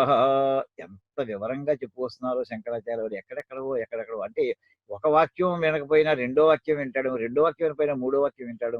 ఎంతమంది మహానుభావులు చెప్తే వాళ్ళ పేరు చెప్తే కానీ వింటాడేమో. నేను చెప్పిందంత చెప్పేసాను అయ్యా, మిగతా మహానుభావులు వాడు చెప్పారు వీడు చెప్పారు, ఏ గ్రంథంలో రాసి అన్ని విషయాలు పట్టుకొచ్చి ఎంత సంకలనం చేసి మనకు అందించారో మహానుభావులైన. సకృతు స్మృతోపి గోవింద అంటే శ్రీ మహావిష్ణువు సకృతు స్మృత, జీవితకాలంలో ఒక్కసారి స్మరించినా సరే నృణాం జన్మ శతైఃకృతం పాపరాశిం, వందలాది జన్మల్లో చేసినటువంటి పాపాల యొక్క రాశి అంతని కూడా దహనం చేసి పడేస్తాడు క్షణకాలంలో. మెల్లగా చేయడు. ఆశుడు చాలా వేగంగా దహతి, అప్పటికప్పుడు దహనం చేసేస్తాడు దేన్ని? పాపరాశిని. ఎలాగయ్యా? తోలరాశి మివానల, పెద్ద గడ్డి మేటు కాదు, దూది మేటు ఉంది, కాటన్. ఇంకా ఎంత చెప్పాలంటే లినిన్, అంటే దూదిలో కూడా గింజలు కూడా తీసేసినటువంటి దూది. మన హాస్పిటల్లో మనం అలాంటి వంటో కనుక వేస్తే ఇంకా గింజ అంటుకోవడానికి అసలు టైం పట్టసేమో. ఉత్త దిగుదో అయితే దానికి అంటుకోవడానికి టైం అక్కర్లేదు. తోలరాశి అంటే తోలం అంటే దూది. తోలరాశిం ఇవ అనలహ, అనలహ అంటే అగ్ని. అగ్నిహోత్రం ఎలా అయితే దూది, పర్వతం లాంటి దూదిని కూడా ఎలా అయితే క్షణకాలంలో దహనం చేస్తుందో, సకృతు స్మృత ఎప్పుడో జీవితకాలంలో ఒక్కసారి స్మరించినా సరే చాలు. ఆ దీంతో చేరవాడు స్మరణ జ్ఞానత అజ్ఞానత ఎలా చేసినా సరే సమస్త పాపాలని పోగొడుతున్నది అని చెప్తూ మనకి వెంకటేశ్వర స్వామి స్తోత్రం ఇద్దరు చాలాసార్లు చెప్పుకున్నాను. సకృత్ సేవయా నిత్య సేవా ఫలం త్వం ప్రయచ్ఛ ప్రభో వెంకటేశ అని అక్కడ వాక్యం చెప్పుకోండి. అక్కడ కూడా ఈ సకృత్ అనే పదాన్ని చెప్పుకున్నాం. సందర్భం ఏంటంటే మరి ఇంకొకసారి చెప్పుకున్నాం, ఎన్నిసార్లు చెప్పుకున్నా చెప్పుకుంటూనే ఉండొచ్చు. అది దీనికి పునరుక్తి దోషం లేదని చెప్పేదానికి. పూర్వం ఈ బస్సులు కానీ, రైళ్లు కానీ, విమానాలు కానీ, హెలికాప్టర్స్ కానీ ఏమీ లేని రోజుల్లో పాపం నడుచుకుంటూ కొండలు ఎక్కేవారు వీళ్ళు. ఎంత దూరం వెళ్ళేవారు? 800 సంవత్సరాలుగా, 200 సంవత్సరాల క్రితం కూడా స్థితి కూడా అదే. అటువంటి వాళ్ళు అక్కడికి ఒక ఊరి నుంచి బయలుదేరాడు, ఏదో సమస్యలోనో ఆర్తితో దేంతో వెంకటేశ్వర మొక్కుకున్నాడు, వెళ్ళాడు. వెళ్ళిన తర్వాత ఎన్నాళ్ళు ఉండగలడు కొండ మీద? అక్కడైతే హోటల్స్ లేవు, అక్కడ లాడ్జెస్ ఏం లేవు. వెళ్ళిన వాడు త్వరగా స్వామివారి దర్శనం చేసుకోవడం, ప్రసాదం అక్కడ ఏమైనా భక్తులు పెడితే తీసుకోవడం, వెంటనే దిగి వచ్చేయడం. మరి అతను జీవితకాలంలో ఎన్ని రోజులు ఉండగలడు? వెళ్ళడానికే పడుతుంది నెలల తరబడి, వెళ్ళిన తర్వాత కూడా 5 రోజులు 6 రోజులు ఉన్నాడు అనుకుందాం. అయితే మిగతా కాలంతో అని ఇంటి దగ్గర ఉండవలసిందే, కొండ మీద వెంకటేశ్వర సన్నిధానంలో ఉండలేడు. అంచేత ఆ భక్తుడు ఏమని అడుగుతున్నాడంటే, సకృత్ సేవయ అని ఎప్పుడో ఒక్కసారి వచ్చి నీ దగ్గర ఉన్నటువంటి ఈ క్షణం, ఓ రోజు 2 రోజులునయ్యా, ఆ సేవకు నువ్వేమివ్వాలంటే నేను కోరుకునేది నిత్య సేవా ఫలం. నేను నిత్యము నీ పాదాల దగ్గరే ఉండి, కొండ మీదే ఉండి, నిత్యము సేవ చేస్తూ ఉండేటటువంటి మహాభక్తుడికి ఎంత పుణ్యం ఇస్తావో అంత పుణ్యాన్ని నాకు. ఇదేమిటిట? ఎప్పుడో ఒక్కసారి వచ్చింది దానికి. అంటే అక్కడ సకృత్ అనే పదం అక్కడ చెప్తారండి. అంటే భక్తితో చేసేటటువంటి వాడు నిత్యం మనం ఎప్పుడు అన్ని పనులు వదిలేసి ఈవేళ మన లౌకికమైనటువంటి స్థితిలో ఉన్నటువంటి అన్ని పనులు మానుకుని చేయడం సాధ్యం కాదు అని అనుకుంటూ ఉంటాం మనం. అలాంటి వాడని అయ్యా నేను రోజు ఒక్కసారి అయ్యా స్నానం చేసిన ఒక్కసారి అగరత్తి వెలిగిస్తాను, నీకుసారి ఒకసారి నమస్కారం పెట్టినా వెళ్ళిపోతాను, నా పనులు మునిగిపోతాను, లేకపోతే నా జీవితం కాదు అనుకునే వాళ్ళు ఉండొచ్చు. అంతే పూర్వం మన వాళ్ళు ఏం చేశారంటే వేదాలు శాస్త్రాలు చదివినటువంటి పండితులు వీళ్ళందరూ సంగతి వేరు, భక్తుల సంగతి వేరు. నిత్యము కూడా సేవ చేస్తేనే తప్ప మా లౌకికులకి సేవ చేస్తేనే తప్ప జీవితం గడగనటువంటి పడవలాగి వాళ్ళు ఉంటారండి, ఉండేవారు. వాళ్ళు ఏం చేయాలి, వాడు సంయమనం చేసుకుంటూ కూర్చుంటే కుదురుతుందా? కుదరదు. అంచేత వాళ్ళు ఏం చేశారంటే పొద్దునే అబ్బాయి నువ్వు ఏ పడవలో అవుతున్నా సరే, ఏ రహదారి పడవ నడుపుతున్నా సరే, ఒక్కసారి పొద్దున ఆపుకుంటావు కదా రాత్రి ఎప్పుడప్పుడు, పొద్దున్నే లేచి స్నానం చేసి ఒక్కసారి సూర్యభగవాన్ నమస్కారం చేసుకో, ఒక్కసారి చాలు అయిపోయింది. మిగతా పండితులు పొద్దు నుంచి మధ్యాహ్నం దాకా వాళ్ళ పారాయణ చేసి హోమాలు చేసి ఇంకోటి చేసి ఎంత పుణ్యం వస్తుంది అంత పుణ్యం నీకు వస్తుంది అని చెప్పి మన వాళ్ళు అలాంటి వాళ్ళు కూడా మార్గాలు ఏర్పాటు చేశారు. ఇవన్నీ ఏమిటంటే సకృత్ స్మృతోపి ఓను ఒక్కసారి స్మరించా చాలయ్యా. అది ఎవరెవరు ఏ ఏ స్థాయిలో స్థాయి భేదాన్ని బట్టి మన వాళ్ళు కూడా వాళ్ళ యొక్క అవసరాల స్థాయిని బట్టి కూడా మొత్తం మన రకాల పద్ధతులు ఏర్పాటు చేశారు. మన శాస్త్రాలు అతి కర్కశమైనటువంటి కాదు, ఇది అందరికీ స్నేహంగా ఉండే స్నేహశీలమైనటువంటి. అయితే ఎవరి స్థాయిని బట్టి వాడికి చెబుతుంటాయి. చిన్న పిల్లాడికి ఒకటే మందు, పెద్దవాడికి ఒకటే మందు, ఇంకా వృద్ధుడికి ఒకటే మందు కాదు, ఎవరి స్థాయిని బట్టి వాడికి. అటువంటిది ఇక్కడ సేయం వదన వాల్మీక వాసిని రసనోరగి యా న గోవింద గోవింద గోవిందేతి ప్రభాషతే. ఒకటి నోట్లో నాలిక కోసేసినా సరే వాడు గోవిందా మాత్రం అన్నట్టండి. గోవింద గోవింద గోవింద ఇది న ప్రభాషతే, ఒక్కసారి కూడా అన్నయ్య నాలుగు వచ్చి. అలాంటి వాడి నాలిక ఎటువంటిది అంటే రసనోరగి, అదో పాము. ఎలాగే మరి పాము అయితే పుట్టలో ఉంటుంది కదా, ఇక్కడ పుట్ట ఏమిటంటే నోరే పుట్ట. రసనోరగి, నాలిక అనేటటువంటి పాము ఎక్కడుంటుంది? వదన వల్మీక వాసిని, వదనం అంటే మొహం, మన మొహం, ఈ ముఖం అంటే మునోరు, ఈ నోరు అనేటటువంటి పుట్టలో ఉన్నటువంటి పెద్ద పాము ఏమిటంటే నాలిక అనే పాముట. ఎటువంటి నాలిక ఎటువంటిది? గోవింద గోవింద గోవింద అని ఒక్కసారి కూడా అనదో అటువంటి దాన్ని అలా భాషించారు. ఇంకా చెప్పారు పాపవల్లి ముఖే తస్య జిహ్వారూపేణ తిష్టతి యా నవక్తి దివారాత్రౌ గుణాన్ గోవింద సంభవాన్. గోవిందుని సంబంధించినటువంటి గుణములను దివారాత్రు పగలు రాత్రి కూడా యా నవక్తి, ఏ నాలికైతే పలకదో ఉచ్చరించదో అటువంటి ఆ నాలిక, దాని నాలికను కూడా కోపడుతున్నాడు ఆయన. అది తస్య, అటువంటి ఆ జీవికి ఆ నాలిక ఎలా ఉంటుందంటే పాపవల్లి ముఖే, ముఖంలో లేచినటువంటి మామూలుగా నేల మీద మన ఏదైనా గింజలు వేస్తే మొక్కలు పాదులు వేస్తుండే, పొట్ల పాదు ఆనపాదు ఇలాంటివి.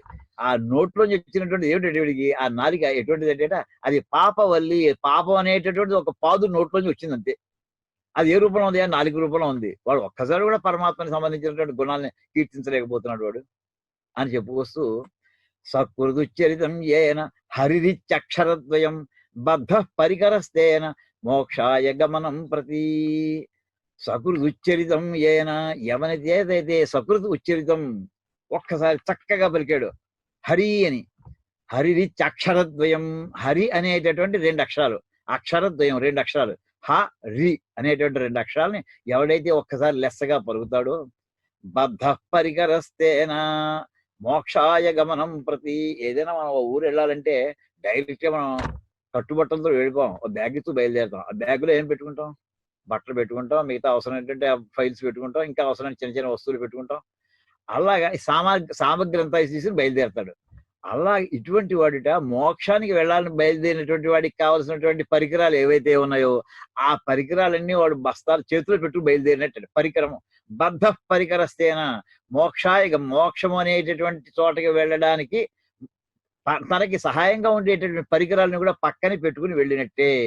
ఎప్పుడు సకృదుచ్చరితం ఏన హరిచ్చక్షరద్వయం, హరి అనేటువంటి రెండు అక్షరాలు కనుక పలికితే అంత గొప్ప పని చేసినట్టయ్యా, అంటే మోక్షం పొంది తీరుతాడు. దీనికే మళ్ళీ కృష్ణ శతకం చూడండి, ఇవన్నీ మొట్టమొదటిలో కృష్ణ శతకం వచ్చేవి.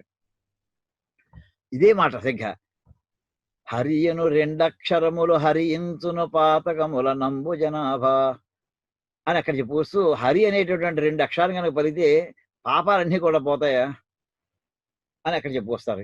ఏకోపి విష్ణు ఏకోపి కృష్ణే సుకృత ప్రణామ దశాశ్వమేధావుధేన తుల్య దశాశ్వమేధి పునరేది జన్మ కృష్ణ ప్రణామీ న పునర్భవాయ.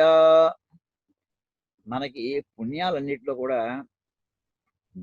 మామూలు చిన్న పుణ్యాలు, పెద్ద పుణ్యాలు, మహా పెద్ద పుణ్యాలు, ఇలా రకాలు ఉన్నాయండి. అంటే ఏంటంటే అవతలాన్ని కాస్త పెద్దవాళ్ళు నమస్కారం చేసామనుకోండి కొంత పుణ్యం వస్తుంది మనకంటే పెద్దవాళ్ళు చేస్తే. ఓ రూ. 100 దానం చేసామనుకోండి యోగ్యుడైనటువంటి వాడికి, కష్టాల్లో ఉన్నటువంటి వాడికి ఇంకొంచెం ఎక్కువ పుణ్యం వస్తుంది. అంటే ఇందాక వచ్చిన పుణ్యం ఈ పుణ్యం సమానం చెప్పగలమా? లేదు. అది మామూలు నమస్కారం చేసి వెళ్ళిపోయాడు, గౌరవం చూపించాడు, ఇక్కడ కొంచెం సహాయం కూడా చేసాడు. ఇలా ఈ పుణ్యాలన్నింటిలో కూడా గంగానదికి వెళ్ళి స్నానం చేశాడు. కానీ వాడు జీవితకాలం అంతా బ్రహ్మహత్యలు చేసుకుంటూ వచ్చాడు, కానీ వాడు గంగానదిలో స్నానం చేశాడు. లేకపోతే 100 మంది శిష్యులు పాఠం చెప్పాడు.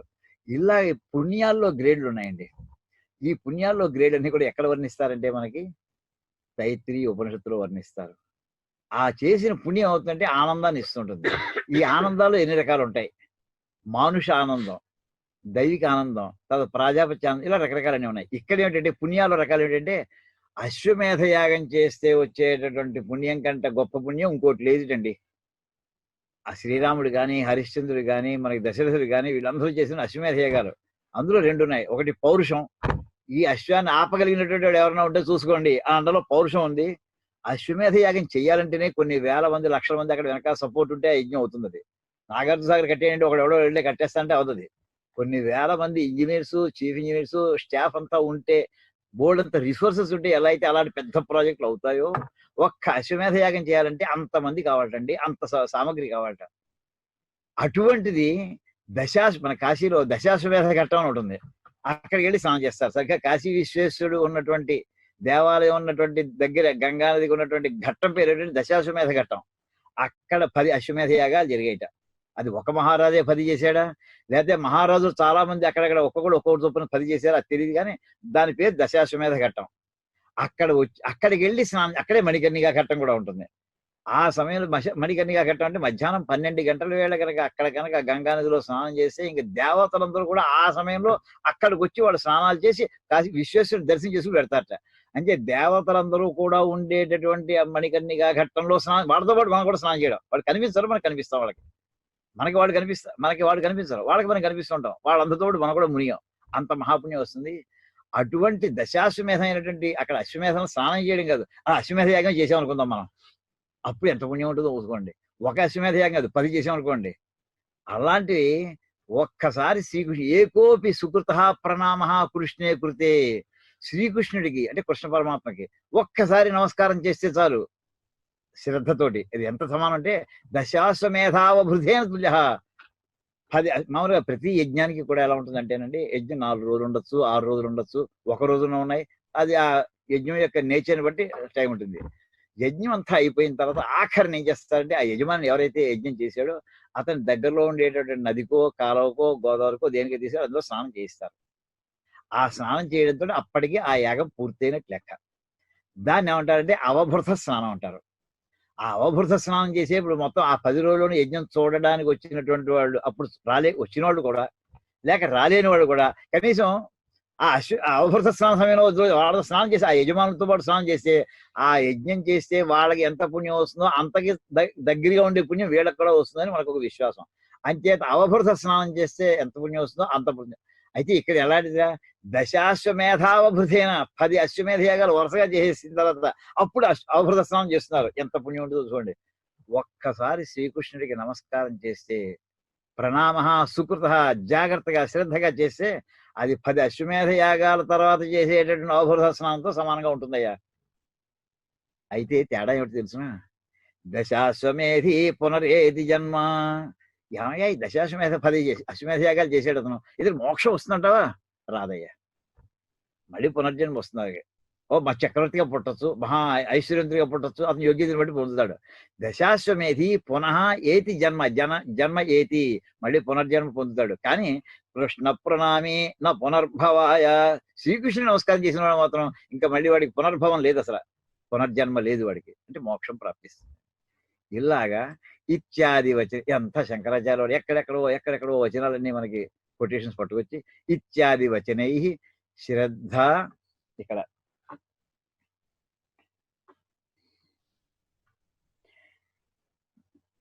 శ్రద్ధ మొట్టమొదటమో శ్రద్ధగా చేయమని అంత ముందర చెప్పారు, మన కిందటి వారంలో చెప్పున్నాం. శ్రద్ధగా చేయాలి, అశ్రద్ధగా చేయకూడదు. శ్రియాదేయం క్రియాదేయం సంవిదాదేయం అని అక్కడ చెప్పుకుంటూ వచ్చాం. ఇక్కడేం చెప్తున్నారు, మరి అజ్ఞానంతో వాడికి ఇష్టమే లేదు, ఏదో పొరపాటు అజామీడు లాంటి వాడు ఇష్టం లేకుండా కూడా పిలిచిన శ్రద్ధాభక్త్యో అభావేపి, శ్రద్ధాభక్తి లేకపోయినా సరే నామ కీర్తనం నామ సంకీర్తనం సమస్తం దురితం నాశేతి ఇత్యుక్తం. అంటే మొట్టమొదటి శ్రద్ధగా చేయరా అబ్బాయి అని చెప్పాం. ఒరే అబ్బాయి నువ్వు శ్రద్ధగా లేకపోయినా కనీసం ఒక ఆ పేరు ఉచ్చరించరా అని చివరి అని ఇక్కడ నామ సంకీర్తనం విష్ణు నామ సహస్రనామ సంకీర్తనం చేసి సమస్త దురితం నాశేతి, సమస్త పాపాలని నాశనం చేస్తుంది. ఇది ఉక్తం. అంటే శ్రద్ధ లేకుండా చేస్తేనే సమస్త పాపాలు పోతుంటే కిముత శ్రద్ధాదిపూర్వకం సహస్రనామ సంకీర్తనం నాశేతి. ఇంకా శ్రద్ధగా చేసేటటువంటి సహస్రనామ సంకీర్తనం చేస్తే శ్రద్ధగా చేసే ఇంకా పాపాలు ఎలా పోతాయి చెప్పాలా? ఇంకా చెప్పక్కర్లేదు అని. ఇదే మాట మళ్ళీ తైత్తిరీయ సంహితలో చూడండి పట్టుకొస్తున్నారు. మనసావా అగ్రే సంకల్పయతి అథ వాచా వ్యాహరతి యద్ధి మనసా ధ్యాయతి తద్వాచా వదతి. మనసావా మామూలుగా ఒక ఇది శృతిభ్యాం స్మరణం ధ్యానం చ నామ సంకీర్తనే అంతర్భూతం. పరమాత్మని స్మరించుకోవడం, ధ్యానం చేయడం నామ సంకీర్తనలో అంతర్భాగాలయ్యాయి. ఈ మాట ఎవరు చెప్పారయ్యా? వేదం చెప్పింది. ఎక్కడ చెప్పారన్నమాట? ఇక్కడ వాక్యం తీసుకొస్తున్నారు తైత్తిరీయ సంహితలోది 6వ కాండలో వస్తున్నది ఇది. మనసావా మనస్సుతోటి అగ్రే సంకల్ప. ఇది మామూలుగా ఒక విషయం ఆలోచన వచ్చింది అనుకోండి, ఆలోచన ఎవరికి వస్తుంది? మనస్సుకు వస్తుంది, మనస్సు ద్వారా వస్తుంది. ఆ వచ్చినటువంటి వెంటనే దాని మీద అంటే మనకు ఒక 10 ఎకరాలు కొనుక్కోవాలి కోరిక కలిగినటువంటి వాడికి, భూమి కావాలనుకున్నాడు వాడు, మామూలు 1-2 ఎకరాలు కాదు 10 ఎకరాలు కొనుక్కోవాలి. ఆలోచన వచ్చింది. మనసావా అగ్రే సంకల్ప. ఇది మనస్సుతోటి సంకల్పం చేసేసాడు వాడు. ఇంకా సంపాదించాలి ఎలాగా? దీనికి మనం ఎవరో లోన్ తీసుకోవడమా, లేకపోతే మనం ఇంకో రకంగా చేయడమా, పాత మన ఎఫ్డీలని డిజాల్వ్ చేయడమా, ఏం చేద్దాం అన్ని కూడా. తర్వాత వాచా వ్యాహరతి, పక్క వాడు ఒక్కడు చేసుకునే పని, నోటితోటి వాక్కుతోటి ఆ మాట అంటాడు. ఇంకేంటంటే వాడు కొనుక్కుందాం అంటే అమ్మివాడు ఎవడో ఉండాలి కదా, వాడితో ప్రారంభిస్తాడు మాట్లాడదు. యద్ధి మనస అధ్యాయతి, వాడికి ఇంక నిద్ర పట్టదు, ఎప్పుడు వస్తున్నా ఈ 10 ఎకరాల భూమి అనుకుంటూ కూర్చుంటాడు. తద్వాచా వదతి, ఏది మనస్సుతో ధ్యానం చేస్తాడో అది నోటితో వస్తూనే ఉంటుంది. ఇలాగా మనస్సుతో రావడం అది మనకి అది ఎందుకు వస్తుందంటే ధ్యానం కింద వస్తుంది. తర్వాత స్మరణం, మనకి వ్యాహరణం అంటే నోటితో పలకడం, ఇవన్నీ కూడా వేదంలోనే చెప్పడం జరిగిందయ్యా. ఆ రకంగా పరమాత్మని పొందాలి అనుకునేటటువంటి వాడు, ఇక్కడ ఇందాక భూమి గురించి చెప్పుకున్నాం, వాడు పరమాత్మను పొందాలి మనసులో ఆలోచన వచ్చింది, మోక్షం పొందాలని. మనసా ధ్యాయతి, మనస్సులో ధ్యానం చేస్తాడు. తద్వాచా వదతి, ఆ శ్రీ మహావిష్ణు యొక్క వాక్కులు పదాలు ఏవైతే వాటిని వాక్కుతోటి ఉచ్చరిస్తుంటాడు. ఈ రకంగా ఇవన్నీ కూడా స్మరణం ధ్యానంచ నామ సంకీర్తనే అంతర్భూతం. నామ సంకీర్తనం అంతర్భాగాలే అవి. అక్కడ చెప్పుకొస్తూ యస్మిన్యస్తమతిర్నయాతి నరకం స్వర్గోపి యచ్చింతనే విఘ్నో యత్ర నివేశితే చ మనసి బ్రాహ్మోపి లోకోల్పకః ముక్తిం చేతది యస్థితో మలధియాం పుంసాం దదాత్య వ్యయః కించిత్రం యదఘం ప్రయాతి నిలయం తత్రాచ్యుతే కీర్తితే. ఎలాంటి శ్లోకాలు రత్నాలంటే ఇచ్చారండి ఆయన. యస్మిన్యస్తమతిర్నయాతి నరకం, ఎవని యొక్క పాదముల యందు, న్యస్తమతి ఎవని యందు అంటే ఏ శ్రీ మహావిష్ణువు మనస్సుని ఎవరైతే దాని మీద శ్రద్ధతోటి ఉంచుతారో అతను నరకం నయాతి, నరకమును పొందడు. స్వర్గోపి యచ్చింతనే, వాడు పరమాత్మే కావాలనుకున్నాడు, వాడి స్వర్గం అక్కర్లేదు వాడికి, అలా చెప్పచ్చు. లేదా వాడి స్వర్గం కావాలంటే స్వర్గం వస్తుంది, ఏది అనుకుంటే అది వస్తుంది వాడికి. ఇక్కడ నరకం స్వర్గాపి యచ్చింతనే వాడికి రాదు. ఇక్కడ తీసుకుందామండి, యస్మిన్యస్తమతిర్నయాతి నరకం, నరకము రాదు. తర్వాత స్వర్గోపి యచ్చింతనే విఘ్న, పరమాత్మని పొందాలనేటటువంటి ఆ చింతనంలో స్వర్గమునకు సంబంధించి కూడా అది విఘ్నం వాడికి. అంటే స్వర్గం కూడా అక్కర్లేదు అని భావంతో. ఎత్ర నివేశితే మనకి ఇంకో మాట చెప్పారంటేనండి, మనం పుణ్యం పాపాల్లో పాపం చేయొద్దు, పుణ్యం చేయండి అని చెప్తుంటారు. కానీ స్థాయి పెంచిన తర్వాత ఏమన్నారంటే పుణ్యం కూడా పాపం లాంటిదే. ఇదేమిటి పుణ్యం పాపం లాంటిది ఎలా అవుతుంది? అరే పాపం అనేది ఇనప సంఖ్యలు అయితే పుణ్యం అనేది బంగారు సంఖ్యలురా, అది మొత్తం ఏదైతేనే సంఖ్యలేది, అందులో బయటపడలేవు. ఇంకేతంటే పాపం యొక్క ఫలాన్ని ఎలా పొంది తీరాలో పుణ్యం చేస్తే పుణ్యం యొక్క ఫలాన్ని పొంది తీరాలి. కొన్నాళ్ళు పొందగా బాబు ఇది నాకు అక్కర్లేదు అనే సైస్తే నువ్వు వెళ్ళలేవు, నువ్వు అనుభవించవలసిన పుణ్యాన్ని. చివరికి మోక్షమే కావాలనుకునేటటువంటి వాళ్ళకి ఈ పుణ్యం కూడా పెద్ద విఘ్నం అండి. అంచేత యస్మిన్యస్తమతిర్నయాతి నరకం, వాడు నరకమును పొందడు. స్వర్గోపి చింతనే విఘ్న, స్వర్గం కూడా అటువంటి వాడికి పరమేశ్వరుని యొక్క ధ్యానం చేయడంలో విఘ్నం అవుతుందో. ఎత్ర నివేశితే చ మనసి బ్రాహ్మోపి లోకోల్పక, బ్రహ్మలోకం అన్నిటికంటే చాలా అత్యున్నతమైనటువంటి లోకం అని చెప్పుకుంటూ ఉంటామండి. ఇంకేదని మనకి ఓం భూ, ఓం భువ, ఓం స్వహ, ఓం మహ, ఓం జన, ఓం తప, ఓం సత్యం, ఓం తత్సవితుర్వరేణ్యం భర్గో దేవ. అక్కడ సత్యం అనేది సత్యలోకం అంటే బ్రహ్మలోకం అని అర్థం అండి. ఆ బ్రహ్మలోకం మొత్తం 14 లోకాలు అత్యున్నతమైనటువంటి స్థానంలో ఉన్నదని. అక్కడ మొత్తం మహర్షులు బ్రహ్మర్షులు అందరూ అక్కడ ఉంటారు, దేవర్షులు అందరూ అక్కడ ఉంటారు, చతుర్ముఖ బ్రహ్మ అక్కడ ఉంటాడు, సరస్వతి అక్కడంతా కూడా వేదాల గురించినటువంటి చింతనే జరుగుతుంటుంది. అటువంటి ఆ లోకం కూడా ఈ మోక్షం కావాలనుకోండి. లోక అల్పక, చాలా తుచ్చమైంది, నాకు ఇది వద్దయ్యా ఇక్కడ. బ్రాహ్మోపి లోప, బ్రహ్మగారి లోకం కూడా అల్పమైనటువంటిది వాడికి. ఎవరికి? ముక్తిం చేతసి యస్థిత, యహ చేతసి ముక్తిం స్థిత, ఎవరైతే ముక్తి అనేటటువంటి విషయం మనసులో నిలబెట్టుకున్నాడో అటువంటి వాడికి. అమలధియాం, నిర్మలమైనటువంటి మనస్సు కలిగిన బుద్ధి కలిగినటువంటి పుంసాం, అటువంటి వాళ్ళకి, అటువంటి పురుషులకి, జీవులకి దదాతి అవ్యయ, ఏమిస్తాడు ఆయన పరమాత్మ? నిర్మలమైనటువంటి మనస్సునిస్తా, బుద్ధినిస్తాడు. అంటే చిత్తశుద్ధిని ప్రసాదిస్తాడు. శంకరాచార్య వారి యొక్క మొత్తం ఆయన ఎప్పుడు సిద్ధాంతం అంతా కూడా ఎప్పుడు ఒకటే చెప్పుకొస్తారు. భగవద్గీత భాష్యంలో మొదటి పేజీలాగా చివరి పేజీ దాకా ఇదే కనిపిస్తుంటుంది. ఏమిటంటే జీవులందరూ ఒక స్థాయిలో వాళ్ళు కాదు, అతి సామాన్యులు ఉంటారు, లౌకికమైన వ్యవహారాల్లో మునిగిపోయిన వాళ్ళు ఉంటారు. అది ఓ చివరిని. ఇంకో చివరిని భాగవత అగ్రేసులు ఉంటారు. వ్యాస మహర్షి లాంటి వాడు, సుఖ మహర్షి లాంటి వాడు, సమస్తం వదిలేసుకుని సన్యాసం తీసిన వాడు, పరమాత్మ లగ్నమైపోయిన మనసు ఉన్నటువంటి వాడు ఇంకో పక్కన ఉంటారు. మధ్యలో కొంతమంది ఉంటారు, కాసేపు లౌకిక వ్యవహారాలు కాదు, కాసేపు భక్తి కావాలనుకుంటూ ఉంటాం. ఇలాంటి వాళ్ళు ఏం చేయాలి? సన్యాసం తీసుకోలేము. సన్యాసం తీసుకున్న వాళ్ళు కొంతమంది, కానీ సన్యాసం తీసుకోలేము. సంసారాల్లో ఉన్నాం. ఒరే ఓ పని చేయండి, సంసారంలో ఉన్న వాళ్ళందరూ కూడా నిత్యము పుణ్యకర్మను చేస్తూ ఉండండి. చేసేప్పుడు మీరు ఏం చేస్తారంటే ఆ ఫలాన్ని పరమేశ్వరార్పణం వస్తూ అని వదిలిపెడుతుండండి. కర్మలు చేయండి, అన్ని పనులు చేయండి. పని చేసేప్పుడు, దేవుడికి సంబంధించిన పని చేసేప్పుడు మీకు పరమాత్మ జ్ఞాపకం రాకపోవచ్చు, పర్వాలేదు. పని అయిపోయిందా, చివరిని ఈవేళ ఎండ్ అయిపోయింది, ప్రాజెక్ట్ అయిపోయింది అప్పుడు పరమేశ్వరార్పణం వస్తుంది. అప్పుడు ఆఖరి ఆ మాట అనండియా అని అంటేట దానివల్ల ఈ బంధములు ఏర్పడవు. అని దీనివల్ల వస్తుంది చిత్తశుద్ధి ఏర్పడుతుంది. కర్మలను చేయగా దేవుడికి సంబంధించినటువంటి యజ్ఞాలు, యాగాలు, పుణ్యాలు, నదీ తీర్థాలు, దర్శనాలు ఇవన్నీ చేస్తే చిత్తశుద్ధి ఏర్పడుతుంది. చిత్తశుద్ధి ఏర్పడితే అప్పుడు వాడికి మోక్షం పొందడానికి మొట్టమొదటి ఎలిజిబిలిటీ వస్తుంది, అర్హత వస్తుంది వాడికి, సన్యాసం తీసుకోవడానికి, వేదాంత వాక్యాలను స్మరణ చేసుకోవడానికి. ఆ చిత్తశుద్ధి అనే మాటకి ఇక్కడ చెప్తున్నారండి.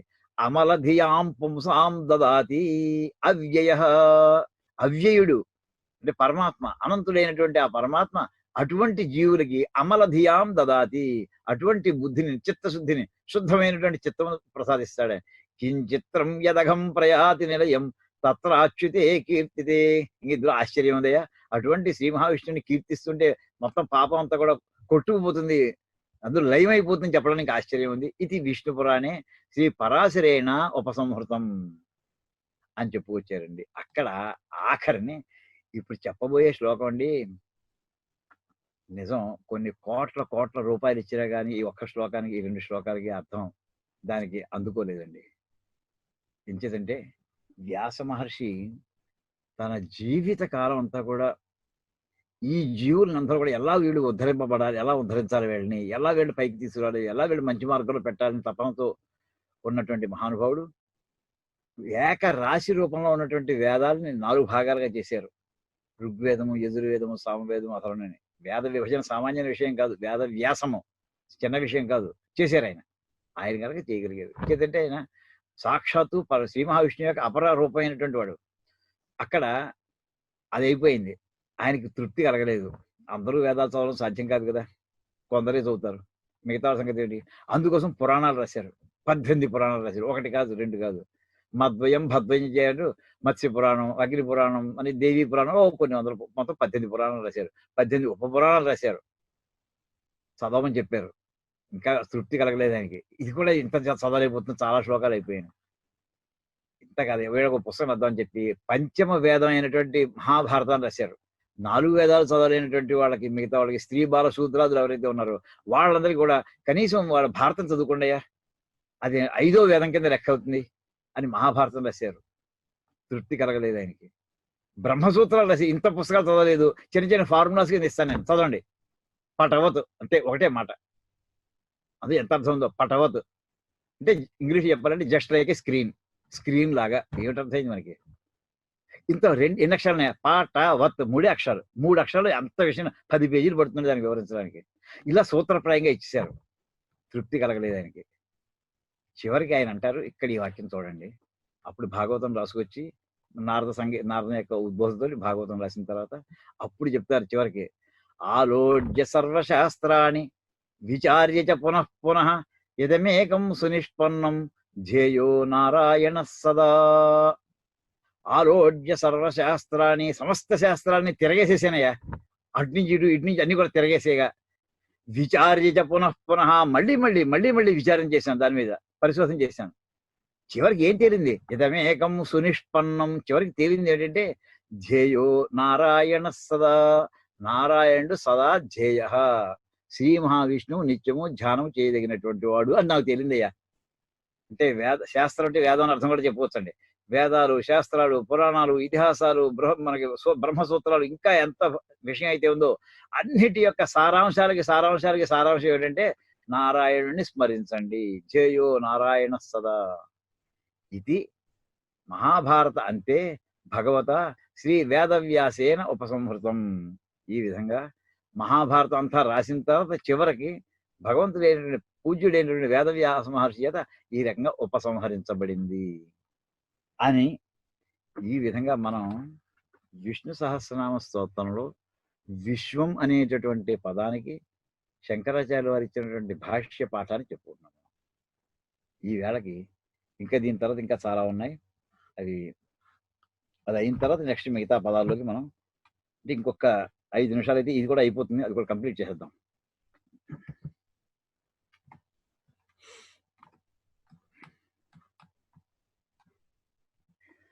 హరిరేక సదాధ్యేయో భవద్భిః సత్వమశ్చితైః ఓమిత్యేవం సదా విప్రాః పఠత ధ్యాత కేశవం. హరిరేక సదాధ్యేయ, ఏక హరి ఒక్కడే, సదాధ్యేయ నిత్యము ధ్యానం చేయదగినటువంటి వాడు, భవద్భిః సత్వ సంస్థితై సత్వగుణంలో నిలబెట్టుకున్నటువంటి మనస్సు కలిగినటువంటి వాళ్ళే మీరందరూ కూడా విష్ణుమూర్తిని ఎప్పుడు ధ్యానం చేయండి. ఇంకా ఎలాగా? ఇంకా చెప్తాడా, ఇంకా సంక్షిప్తంగా, ఇంకా తగ్గించపోయా. ఓమిత్యేవం సదా విప్రాః పఠత ధ్యాత కేశవం. ఓం ఇతి ఏవం సదా విప్రాః పఠత, ఓం అని నోటితో ఉచ్చరించండి. కేశవం ధ్యాత, కేశవుని ధ్యానం చేయండి. ఈ వాక్యానికి ఎక్కడ పెట్టిన మరి భగవద్గీతలో వాక్య రిఫరెన్స్ అండి. ఓమిత్యేకాక్షరం బ్రహ్మ వ్యాహరం మామనుస్మరన్ యః ప్రయాతి త్యజన్ దేహం సయాతి పరమాంగతిం. ఓం అని అంటూ విష్ణువుని స్మరిస్తే ఆఖరి క్షణాల్లో వాడికి మోక్షం వచ్చి తీరుతుంది అని చెప్పి శ్రీకృష్ణ పరమాత్మ ఆయన హామీ ఇచ్చాడండి, ప్రమాణం చేశాడు ఆయన, ప్రతిజ్ఞ చేశాడు ఆయన. ఆ అర్థం ఇక్కడ చెప్తున్నాడు. ఓమిత్యేవం సదా విప్రాః పఠత కేశవం ధ్యాత. బ్రాహ్మణులందరూ కూడా ఓం అని పలకండి, కేశవుని ధ్యానం చేయండి. ఇది హరివంశే కైలాసయాత్రాయాం హరిః ఏకః ధ్యాతవ్యః ఇత్యుక్తం. ఒక్క శ్రీ మహావిష్ణువు ఒక్కని ధ్యానం చేయండి అని చెప్పడం జరిగింది. శ్రీ మహేశ్వరైన, అది ఎవరు చెప్పారు? శ్రీ మహేశ్వరుడు చెప్పాడు. చెప్పని ఇద్దరు చెప్పుకున్న ఈ వాక్యాలు.